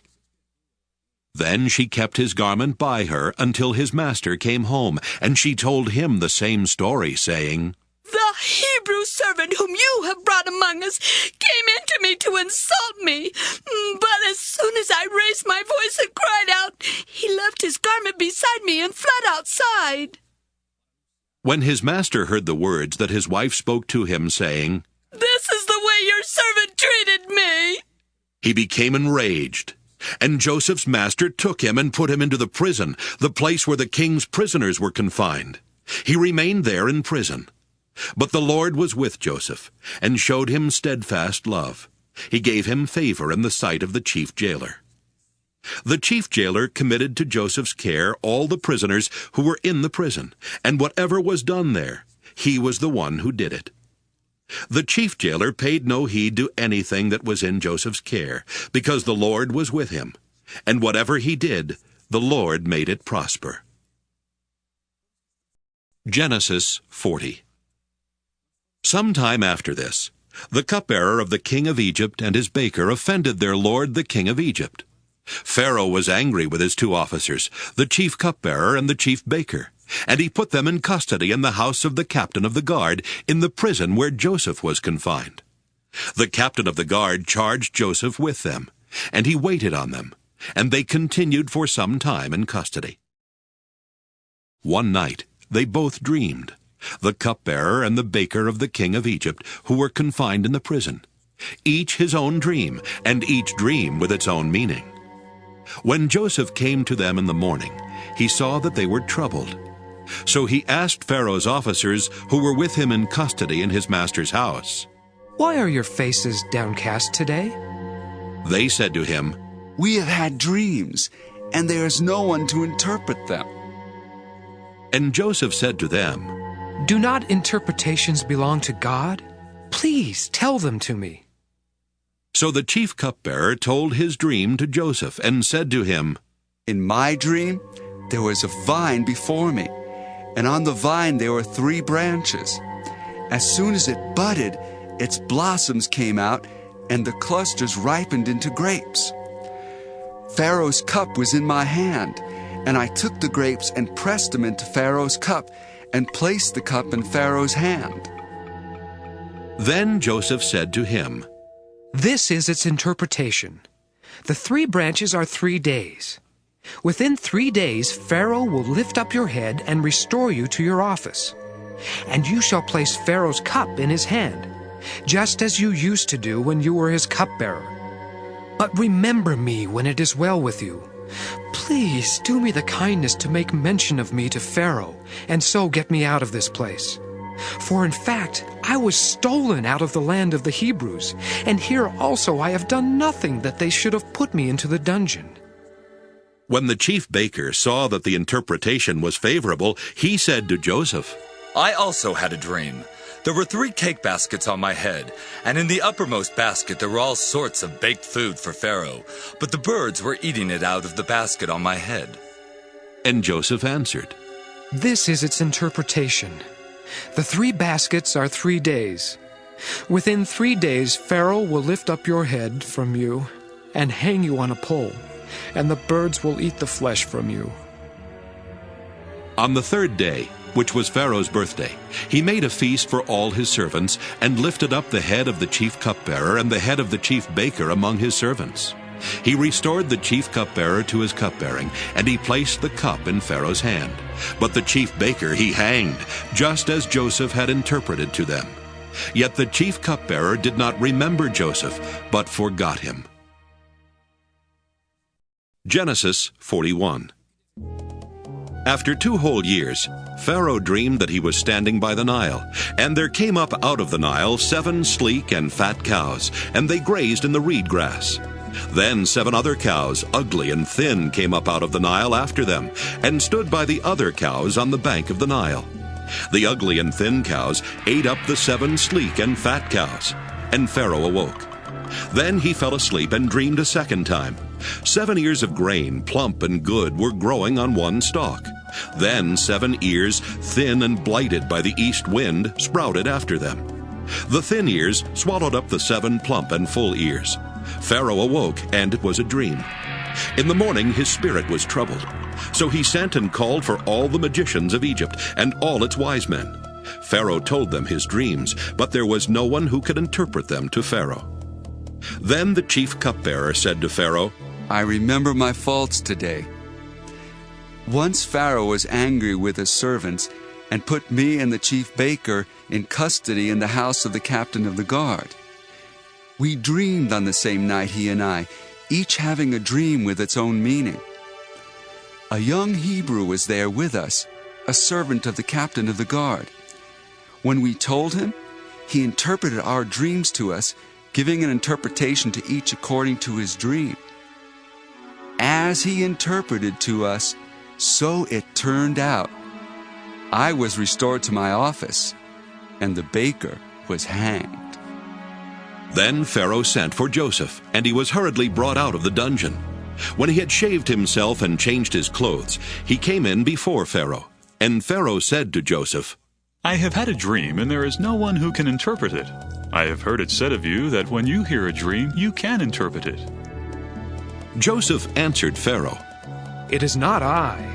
God will give Pharaoh a favorable answer. Then Pharaoh said to Joseph, In my dream I was standing on the banks of the Nile, and 7 cows, fat and sleek, came up out of the Nile and fed in the reed grass. Then 7 other cows came up after them, poor, very ugly, and thin. Never had I seen such ugly ones in all of the land of Egypt. The thin and ugly cows ate up the first 7 fat cows, but when they had eaten them, no one would have known that they had done so, for they were still as ugly as before. Then I awoke. I fell asleep a second time, and I saw in my dream 7 ears of grain, full and good, growing on one stalk, and 7 ears withered, thin, and blighted by the east wind sprouting after them, and the thin ears swallowed up the 7 good ears. But when I told it to the magicians, there was no one who could explain it to me. Then Joseph said to Pharaoh, Pharaoh's dreams are one and the same. God has revealed to Pharaoh what he is about to do. The 7 good cows are 7 years, and the 7 good ears are 7 years. The dreams are one. The 7 lean and ugly cows that came up after them are 7 years, as are the 7 empty ears blighted by the east wind. They are 7 years of famine. It is as I told Pharaoh. God has shown to Pharaoh what he is about to do. There will come 7 years of great plenty throughout all the land of Egypt. After them there will arise 7 years of famine, and all the plenty will be forgotten in the land of Egypt. The famine will consume the land. The plenty will no longer be known in the land because of the famine that will follow, for it will be very grievous. And the doubling of Pharaoh's dream means that the thing is fixed by God, and God will shortly bring it about. Now, therefore, let Pharaoh select a man who is discerning and wise, and set him over the land of Egypt. Let Pharaoh proceed to appoint overseers over the land, and take 1/5 of the produce of the land of Egypt during the 7 plenteous years. Let them gather all the food of these good years that are coming, and lay up grain under the authority of Pharaoh for food in the cities, and let them keep it. That food shall be a reserve for the land against the 7 years of famine that are to befall the land of Egypt, so that the land may not perish through the famine. The proposal pleased Pharaoh and all his servants. Pharaoh said to his servants, "Can we find anyone else like this, one in whom is the Spirit of God?" So Pharaoh said to Joseph, "Since God has shown you all this, there is no one so discerning and wise as you. You shall be over my house, and all my people shall order themselves as you command. Only with regard to the throne will I be greater than you." And Pharaoh said to Joseph, "See, I have set you over all the land of Egypt." Removing his signet ring from his hand, Pharaoh put it on Joseph's hand. He arrayed him in garments of fine linen and put a gold chain around his neck. He had him ride in the chariot of his second in command, and they cried out in front of him, "Bow the knee." Thus he set him over all the land of Egypt. Moreover, Pharaoh said to Joseph, "I am Pharaoh, and without your consent no one shall lift up hand or foot in all the land of Egypt." Pharaoh gave Joseph the name Zaphanath-Paneah, and he gave him Asenath, daughter of Potipherah, priest of On, as his wife. Thus Joseph gained authority over the land of Egypt. Joseph was 30 years old when he entered the service of Pharaoh, king of Egypt. And Joseph went out from the presence of Pharaoh and went through all the land of Egypt. During the 7 plenteous years, the earth produced abundantly. He gathered up all the food of the 7 years when there was plenty in the land of Egypt, and stored up food in the cities. He stored up in every city the food from the fields around it. So Joseph stored up grain in such abundance, like the sand of the sea, that he stopped measuring it. It was beyond measure. Before the years of famine came, Joseph had 2 sons, whom Asenath, daughter of Potipherah, priest of On, bore to him. Joseph named the firstborn Manasseh, for he said, "God has made me forget all my hardship and all my father's house."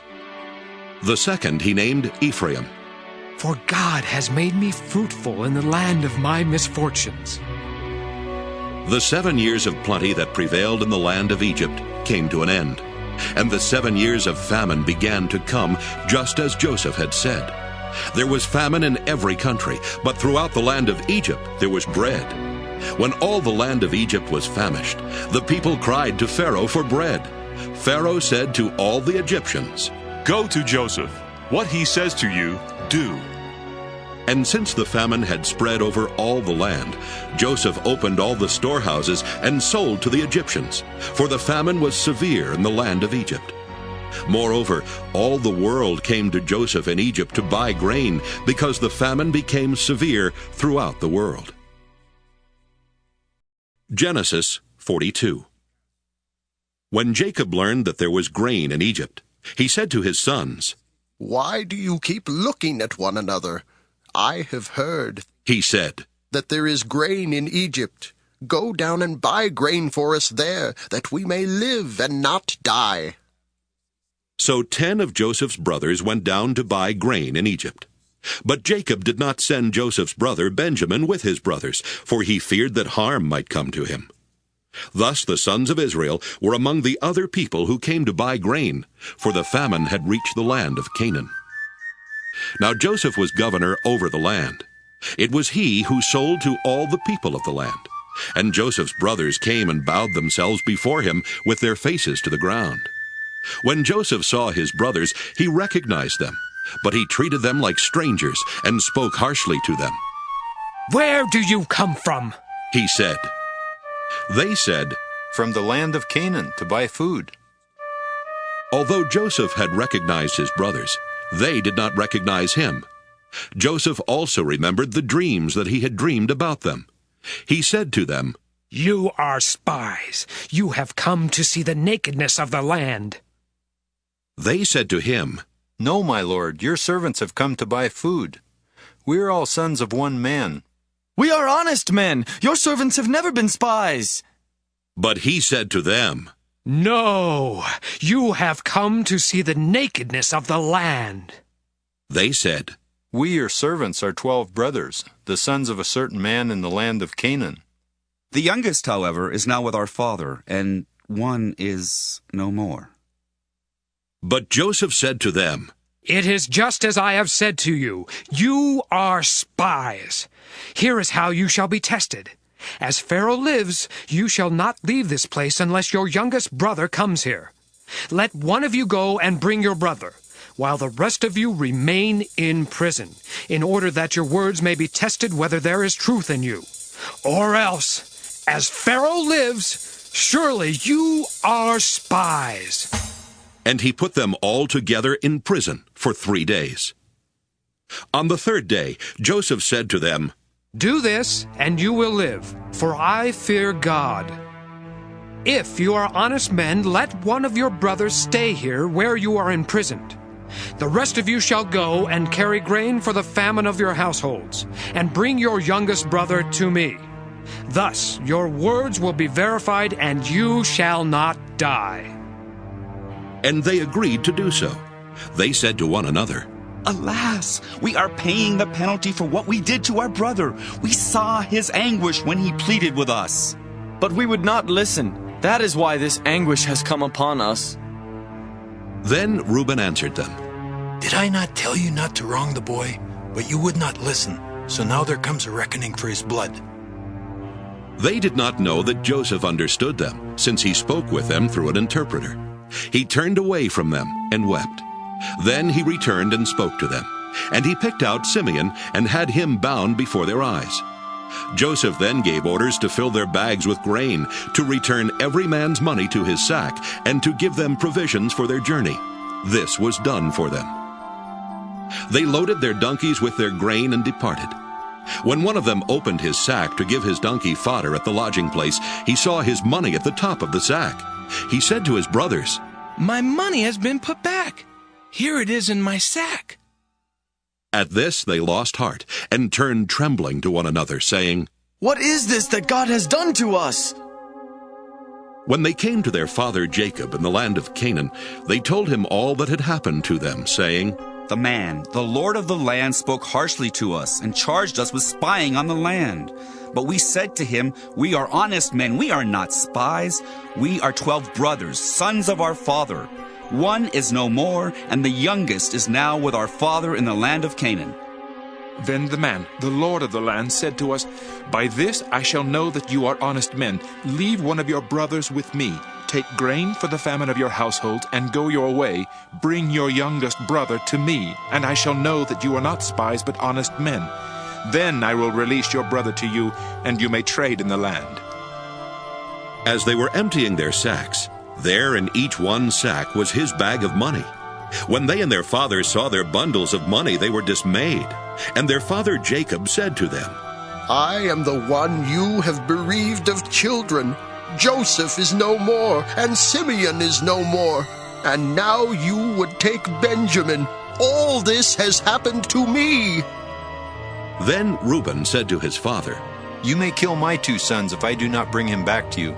Put him in my hands, and I will bring him back to you." But he said, "My son shall not go down with you, for his brother is dead, and he alone is left. If harm should come to him on the journey that you are to make, you would bring down my gray hairs with sorrow to Sheol." Genesis 43. Now the famine was severe in the land. And when they had eaten up the grain that they had brought from Egypt, their father said to them, "Go again, buy us a little more food." But Judah said to him, "The man solemnly warned us, saying, 'You shall not see my face unless your brother is with you.' If you will send our brother with us, we will go down and buy you food.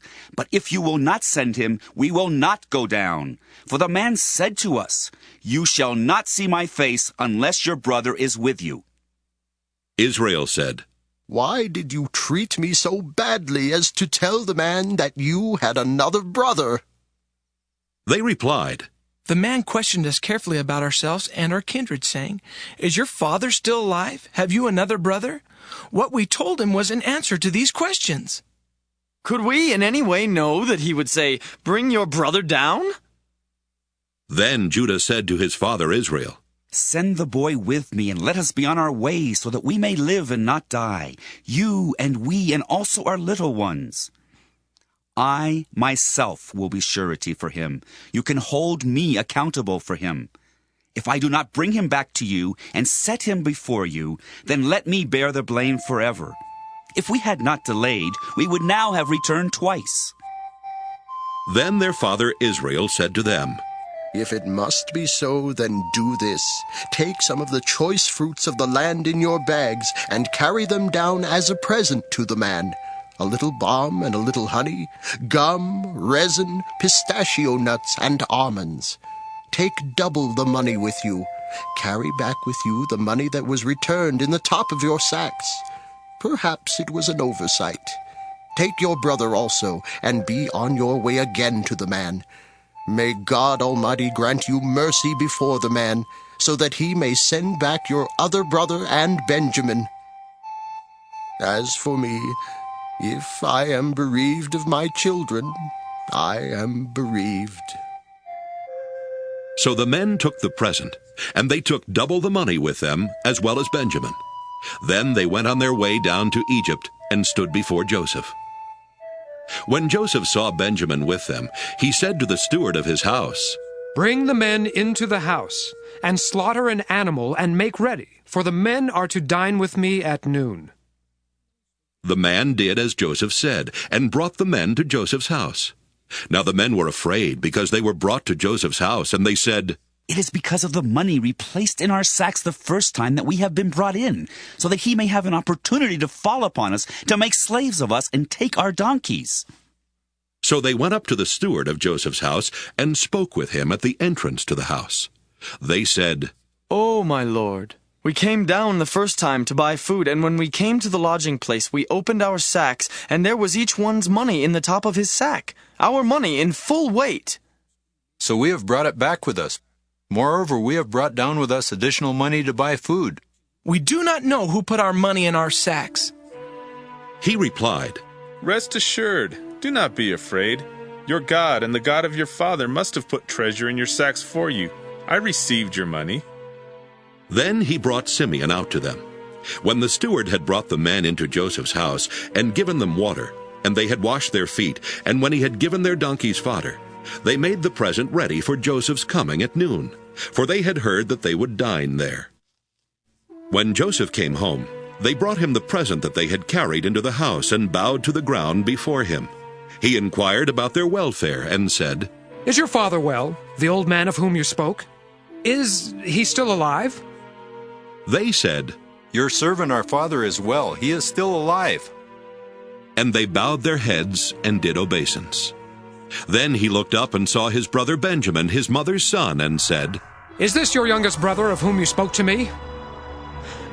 God be gracious to you, my son." With that Joseph hurried out, because he was overcome with affection for his brother, and he was about to weep.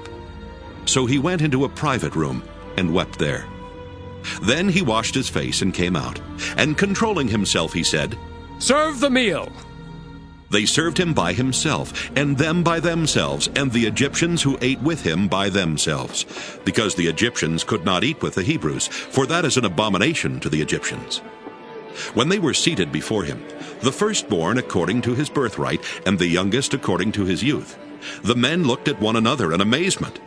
Portions were taken to them from Joseph's table, but Benjamin's portion was 5 times as much as any of theirs. So they drank and were merry with him. Genesis 44. Then he commanded the steward of his house, "Fill the men's sacks with food, as much as they can carry, and put each man's money in the top of his sack. Put my cup, the silver cup, in the top of the sack of the youngest, with his money for the grain." And he did as Joseph told him. As soon as the morning was light, the men were sent away with their donkeys. When they had gone only a short distance from the city, Joseph said to his steward, "Go, follow after the men, and when you overtake them, say to them, 'Why have you returned evil for good? Why have you stolen my silver cup? Is it not from this that my Lord drinks? Does he not indeed use it for divination? You have done wrong in doing this.'" When he overtook them, he repeated these words to them. They said to him, "Why does my lord speak such words as these?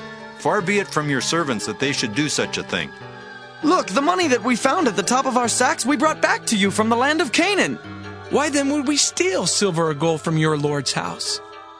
Should it be found with any one of your servants, let him die.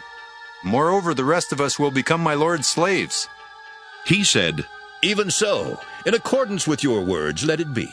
He with whom it is found shall become my slave, but the rest of you shall go free. Then each one quickly lowered his sack to the ground, and each opened his sack. He searched, beginning with the eldest and ending with the youngest, and the cup was found in Benjamin's sack. At this they tore their clothes. Then each one loaded his donkey, and they returned to the city. Judah and his brothers came to Joseph's house while he was still there, and they fell to the ground before him. Joseph said to them, What deed is this that you have done? Do you not know that one such as I can practice divination? And Judah said, What can we say to my lord? What can we speak? How can we clear ourselves? God has found out the guilt of your servants. Here we are then, my lord's slaves, both we and also the one in whose possession the cup has been found. But he said, Far be it from me that I should do so. Only the one in whose possession the cup was found shall be my slave. But as for you, go up in peace to your father. Then Judah stepped up to him and said, Oh, my lord, let your servant please speak a word in my lord's ears, and do not be angry with your servant, for you are like Pharaoh himself. My lord asked his servant, saying, Have you a father or a brother? And we said to my lord, We have a father, an old man, and a young brother, the child of his old age. His brother is dead. He alone is left of his mother's children, and his father loves him. Then you said to your servants, Bring him down to me, so that I may set my eyes on him. We said to my lord, The boy cannot leave his father, for if he should leave his father would die. Then you said to your servants, Unless your youngest brother comes down with you, you shall see my face no more. When we went back to your servant my father, we told him the words of my lord. And when our father said, Go again, buy us a little food, we said, We cannot go down. Only if our youngest brother goes with us will we go down. For we cannot see the man's face unless our youngest brother is with us. Then your servant my father said to us, You know that my wife bore me 2 sons. One left me, and I said, Surely he has been torn to pieces, and I have never seen him since. If you take this one also from me, and harm comes to him, you will bring down my gray hairs in sorrow to Sheol. Now therefore, when I come to your servant my father, and the boy is not with us, then as his life is bound up in the boy's life, when he sees that the boy is not with us, he will die. And your servants will bring down the gray hairs of your servant our father with sorrow to Sheol. For your servant became surety for the boy to my father, saying, If I do not bring him back to you, then I will bear the blame in the sight of my father all my life. Now therefore, please let your servant remain as a slave to my lord in place of the boy, and let the boy go back with his brothers. For how can I go back to my father if the boy is not with me? I fear to see the suffering that would come upon my father. Genesis 45. Then Joseph could no longer control himself before all those who stood by him, and he cried out, Send everyone away from me! So no one stayed with him when Joseph made himself known to his brothers. And he wept so loudly that the Egyptians heard it, and the household of Pharaoh heard it. Joseph said to his brothers, I am Joseph. Is my father still alive? But his brothers could not answer him, so dismayed were they at his presence. Then Joseph said to his brothers, Come closer to me. And they came closer. He said, I am your brother Joseph, whom you sold into Egypt. And now do not be distressed or angry with yourselves because you sold me here, for God sent me before you to preserve life. For the famine has been in the land these 2 years, and there are 5 more years in which there will be neither plowing nor harvest. God sent me before you to preserve for you a remnant on earth, and to keep alive for you many survivors. So it was not you who sent me here, but God. He has made me a father to Pharaoh, and lord of all his house, and ruler over all the land of Egypt. Hurry and go up to my father and say to him, 'Thus says your son Joseph, God has made me lord of all Egypt. Come down to me, do not delay. You shall settle in the land of Goshen, and you shall be near me, you and your children and your children's children, as well as your flocks, your herds, and all that you have.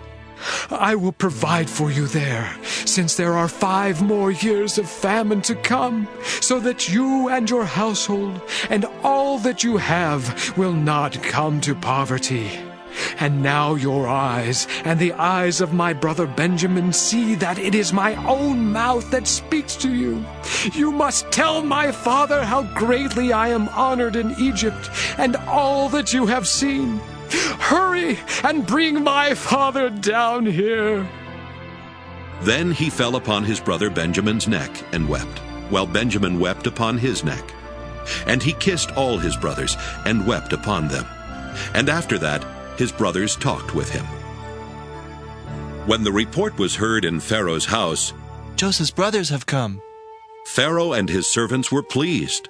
Pharaoh said to Joseph, 'Say to your brothers, do this. Load your animals and go back to the land of Canaan.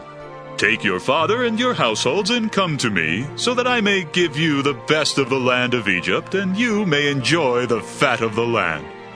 You are further charged to say, do this. Take wagons from the land of Egypt for your little ones and for your wives, and bring your father and come. Give no thought to your possessions, for the best of all the land of Egypt is yours.' The sons of Israel did so. Joseph gave them wagons according to the instruction of Pharaoh, and he gave them provisions for the journey. To each one of them he gave a set of garments, but to Benjamin he gave 300 pieces of silver and 5 sets of garments. To his father he sent the following: 10 donkeys loaded with the good things of Egypt, and 10 female donkeys loaded with grain, bread, and provision for his father on the journey. Then he sent his brothers on their way, and as they were leaving he said to them, 'Do not quarrel along the way.' So they went up out of Egypt, and came to their father Jacob in the land of Canaan. And they told him, 'Joseph is still alive. He is even ruler over all the land of Egypt.' He was stunned. He could not believe them. But when they told him all the words of Joseph that he had said to them, and when he saw the wagons that Joseph had sent to carry him, the spirit of their father Jacob revived. Israel said, 'Enough! My son Joseph is still alive. I must go and see him before I die.'" Genesis 46. When Israel set out on his journey with all that he had and came to Beersheba, he offered sacrifices to the God of his father Isaac. God spoke to Israel in visions of the night and said, "Jacob, Jacob." And he said, "Here I am." Then he said, "I am God, the God of your father. Do not be afraid to go down to Egypt, for I will make of you a great nation there. I myself will go down with you to Egypt, and I will also bring you up again, and Joseph's own hand shall close your eyes." Then Jacob set out from Beersheba, and the sons of Israel carried their father Jacob, their little ones, and their wives, in the wagons that Pharaoh had sent to carry him. They also took their livestock and the goods that they had acquired in the land of Canaan, and they came into Egypt. Jacob and all his offspring with him, his sons and his sons' sons with him, his daughters and his sons' daughters. All his offspring he brought with him into Egypt.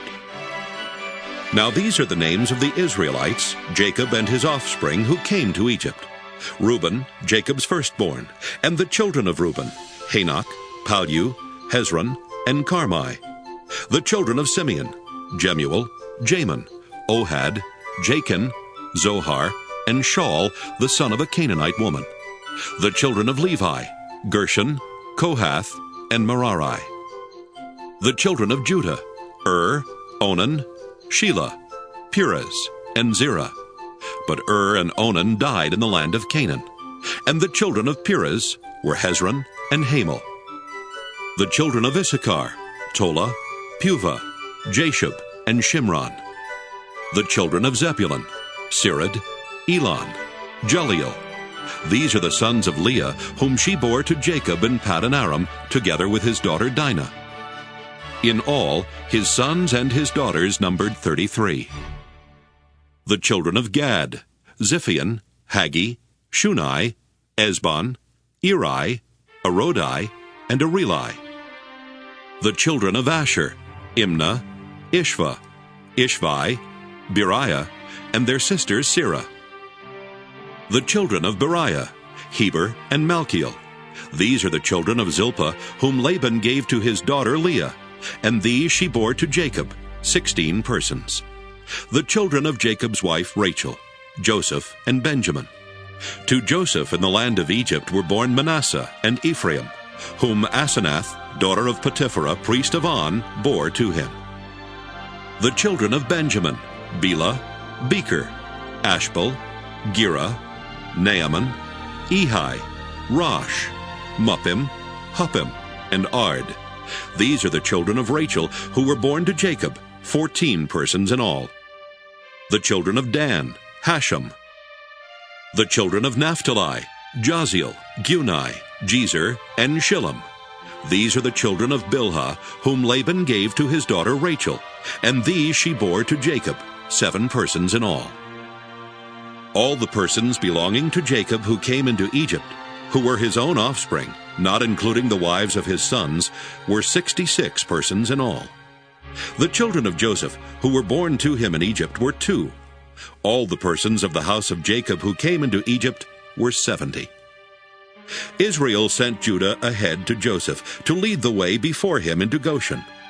When they came to the land of Goshen, Joseph made ready his chariot and went up to meet his father Israel in Goshen. He presented himself to him, fell on his neck, and wept on his neck a good while. Israel said to Joseph, I can die now, having seen for myself that you are still alive. Joseph said to his brothers and to his father's household, I will go up and tell Pharaoh, and will say to him, My brothers and my father's household, who are in the land of Canaan, have come to me. The men are shepherds, for they have been keepers of livestock, and they have brought their flocks and their herds and all that they have. When Pharaoh calls you and says, What is your occupation? You shall say, Your servants have been keepers of livestock from our youth even until now, both we and our ancestors, in order that you may settle in the land of Goshen, because all shepherds are abhorrent to the Egyptians. Genesis 47. So Joseph went and told Pharaoh, My father and my brothers, with their flocks and herds and all that they possess, have come from the land of Canaan. They are now in the land of Goshen. From among his brothers he took 5 men and presented them to Pharaoh. Pharaoh said to his brothers, What is your occupation? And they said to Pharaoh, Your servants are shepherds, as our ancestors were. They said to Pharaoh, We have come to reside as aliens in the land, for there is no pasture for your servants' flocks, because the famine is severe in the land of Canaan. Now we ask you, let your servants settle in the land of Goshen. Then Pharaoh said to Joseph, Your father and your brothers have come to you. The land of Egypt is before you. Settle your father and your brothers in the best part of the land. Let them live in the land of Goshen. And if you know that there are capable men among them, put them in charge of my livestock. Then Joseph brought in his father Jacob and presented him before Pharaoh, and Jacob blessed Pharaoh. Pharaoh said to Jacob, How many are the years of your life? Jacob said to Pharaoh, The years of my earthly sojourn are 130. Few and hard have been the years of my life. They do not compare with the years of the life of my ancestors during their long sojourn. Then Jacob blessed Pharaoh, and went out from the presence of Pharaoh. Joseph settled his father and his brothers, and granted them a holding in the land of Egypt, in the best part of the land, in the land of Ramesses, as Pharaoh had instructed. And Joseph provided his father, his brothers, and all his father's household with food, according to the number of their dependents. Now there was no food in all the land, for the famine was very severe. The land of Egypt and the land of Canaan languished because of the famine. Joseph collected all the money to be found in the land of Egypt and in the land of Canaan, in exchange for the grain that they bought. And Joseph brought the money into Pharaoh's house. When the money from the land of Egypt and from the land of Canaan was spent, all the Egyptians came to Joseph and said, "Give us food! Why should we die before your eyes? For our money is gone!" And Joseph answered, "Give me your livestock, and I will give you food in exchange for your livestock, if your money is gone." So they brought their livestock to Joseph, and Joseph gave them food in exchange for the horses, the flocks, the herds, and the donkeys. That year he supplied them with food in exchange for all their livestock. When that year was ended, they came to him the following year and said to him, "We cannot hide from my lord that our money is all spent, and the herds of cattle are my lord's. There is nothing left in the sight of my lord but our bodies and our lands." "Shall we die before your eyes, both we and our land?" "Buy us and our land in exchange for food. We with our land will become slaves to Pharaoh." "Just give us seed so that we may live and not die, and that the land may not become desolate." So Joseph bought all the land of Egypt for Pharaoh. All the Egyptians sold their fields because the famine was severe upon them, and the land became Pharaoh's. As for the people, he made slaves of them from one end of Egypt to the other. Only the land of the priests he did not buy, for the priests had a fixed allowance from Pharaoh and lived on the allowance that Pharaoh gave them. Therefore they did not sell their land. Then Joseph said to the people, "Now that I have this day bought you and your land for Pharaoh, here is seed for you. Sow the land. And at the harvest you shall give 1/5 to Pharaoh, and 4/5 shall be your own, as seed for the field, and as food for yourselves and your households, and as food for your little ones." They said, "You have saved our lives. May it please my lord, we will be slaves to Pharaoh." So Joseph made it a statute concerning the land of Egypt, and it stands to this day, that Pharaoh should have the 1/5. The land of the priests alone did not become Pharaoh's.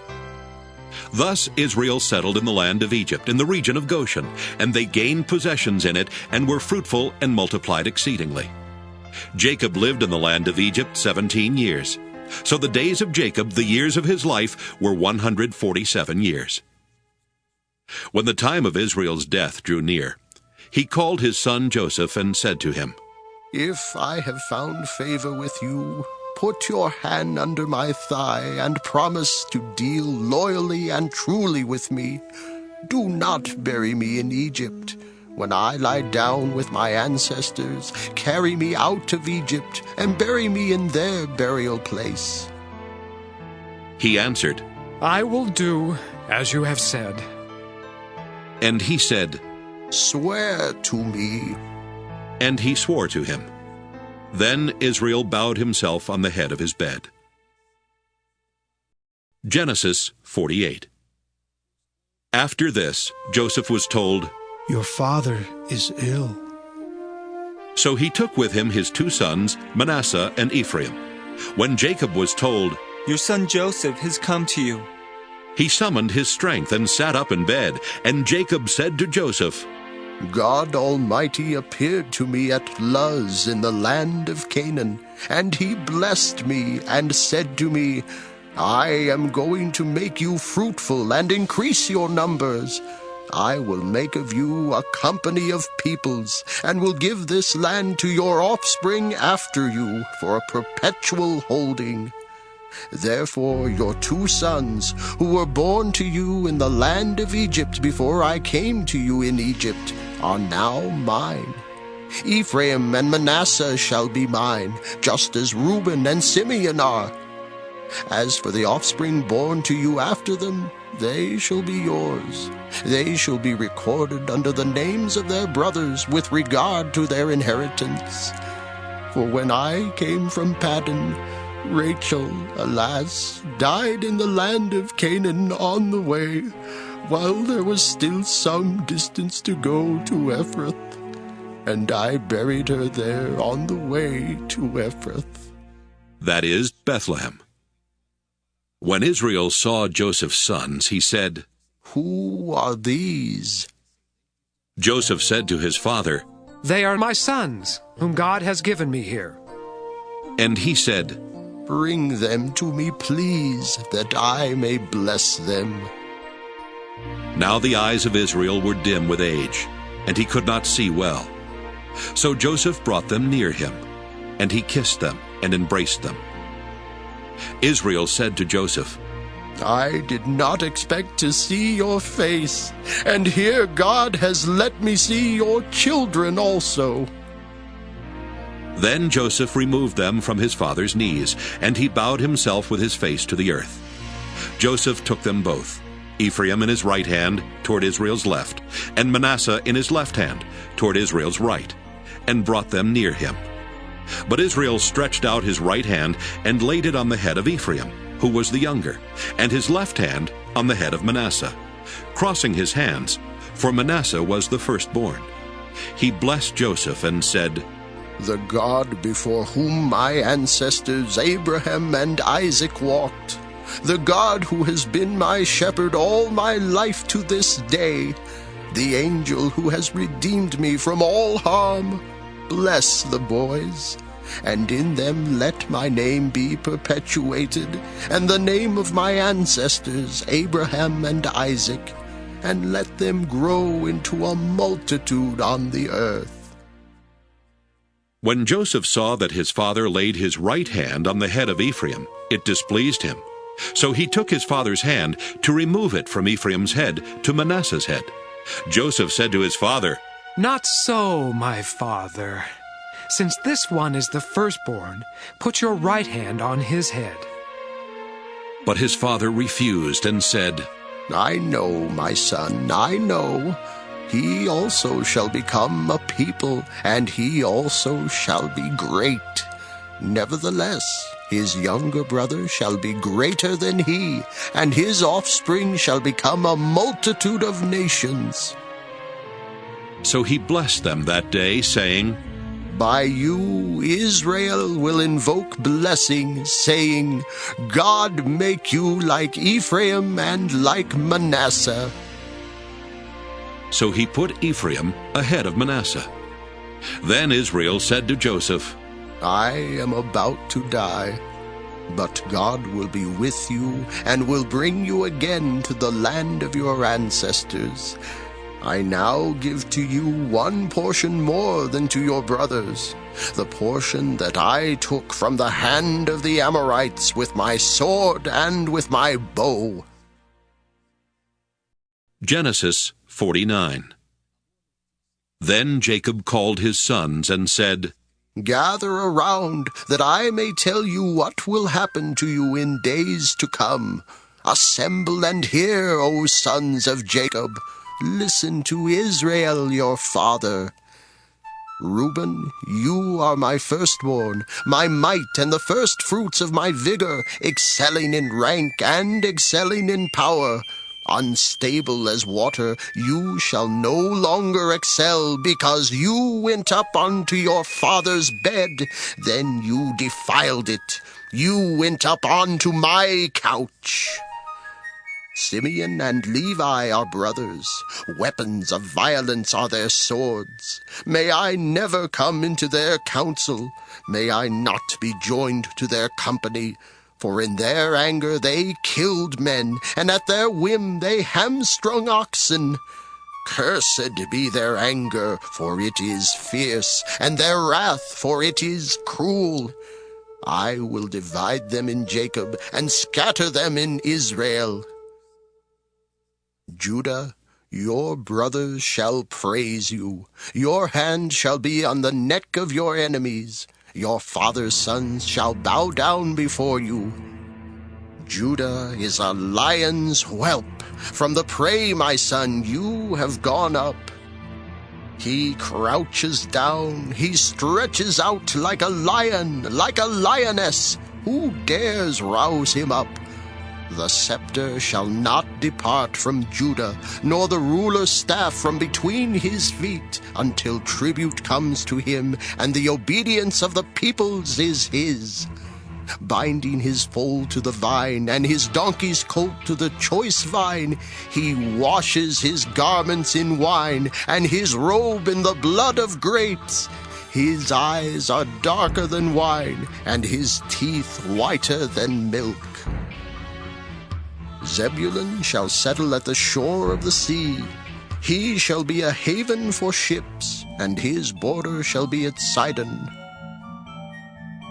Issachar is a strong donkey, lying down between the sheepfolds. He saw that a resting place was good, and that the land was pleasant. So he bowed his shoulder to the burden, and became a slave at forced labor. Dan shall judge his people as one of the tribes of Israel. Dan shall be a snake by the roadside, a viper along the path that bites the horse's heels so that its rider falls backward. I wait for your salvation, O Lord. Gad shall be raided by raiders, but he shall raid at their heels. Asher's food shall be rich, and he shall provide royal delicacies. Naphtali is a doe let loose that bears lovely fawns. Joseph is a fruitful bough by a spring. His branches run over the wall. The archers fiercely attacked him. They shot at him and pressed him hard. Yet his bow remained taut, and his arms were made agile by the hands of the mighty one of Jacob, by the name of the shepherd, the rock of Israel, by the God of your father, who will help you, by the Almighty, who will bless you, with blessings of heaven above, blessings of the deep that lies beneath, blessings of the breasts and of the womb. The blessings of your father are stronger than the blessings of the eternal mountains, the bounties of the everlasting hills. May they be on the head of Joseph, on the brow of him who was set apart from his brothers.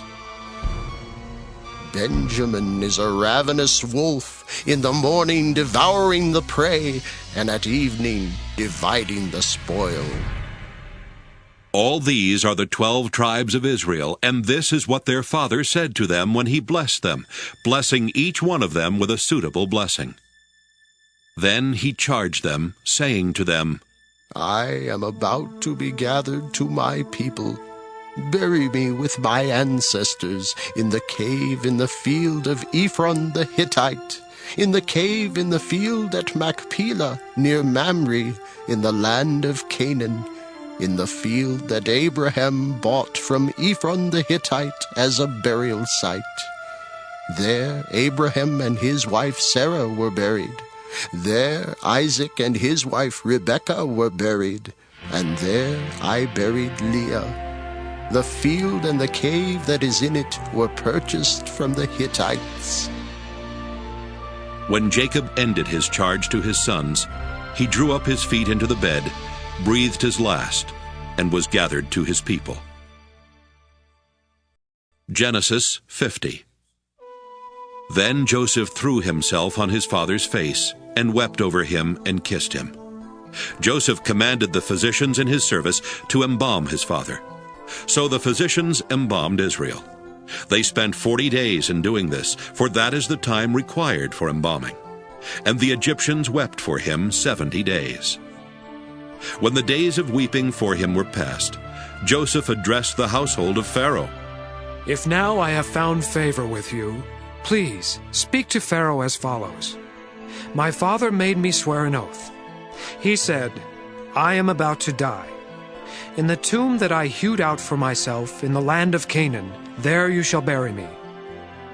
Now, therefore, let me go up so that I may bury my father. Then I will return. Pharaoh answered, Go up and bury your father, as he made you swear to do. So Joseph went up to bury his father. With him went all the servants of Pharaoh, the elders of his household, and all the elders of the land of Egypt, as well as all the household of Joseph, his brothers, and his father's household. Only their children, their flocks, and their herds were left in the land of Goshen. Both chariots and charioteers went up with him. It was a very great company. When they came to the threshing floor of Atad, which is beyond the Jordan, they held there a very great and sorrowful lamentation. And he observed a time of mourning for his father 7 days. When the Canaanite inhabitants of the land saw the mourning on the threshing floor of Atad, they said, This is a grievous mourning on the part of the Egyptians. Therefore the place was named Abel Mizraim. It is beyond the Jordan. Thus his sons did for him as he had instructed them. They carried him to the land of Canaan and buried him in the cave of the field at Machpelah, the field near Mamre, which Abraham bought as a burial site from Ephron the Hittite. After he had buried his father, Joseph returned to Egypt with his brothers and all who had gone up with him to bury his father. Realizing that their father was dead, Joseph's brothers said, What if Joseph still bears a grudge against us and pays us back in full for all the wrong that we did to him? So they approached Joseph, saying, Your father gave this instruction before he died. Say to Joseph, I beg you, forgive the crime of your brothers and the wrong they did in harming you. Now therefore, please, forgive the crime of the servants of the God of your father. Joseph wept when they spoke to him. Then his brothers also wept, fell down before him, and said, We are here as your slaves. But Joseph said to them, Do not be afraid. Am I in the place of God? Even though you intended to do harm to me, God intended it for good, in order to preserve a numerous people, as he is doing today. So have no fear. I myself will provide for you and your little ones. In this way he reassured them, speaking kindly to them. So Joseph remained in Egypt, he and his father's household, and Joseph lived 110 years. Joseph saw Ephraim's children of the 3rd generation. The children of Machir, son of Manasseh, were also born on Joseph's knees. Then Joseph said to his brothers, I am about to die, but God will surely come to you and bring you up out of this land to the land that he swore to Abraham, to Isaac, and to Jacob. So Joseph made the Israelites swear, saying, When God comes to you, you shall carry up my bones from here. And Joseph died, being 110 years old. He was embalmed and placed in a coffin in Egypt.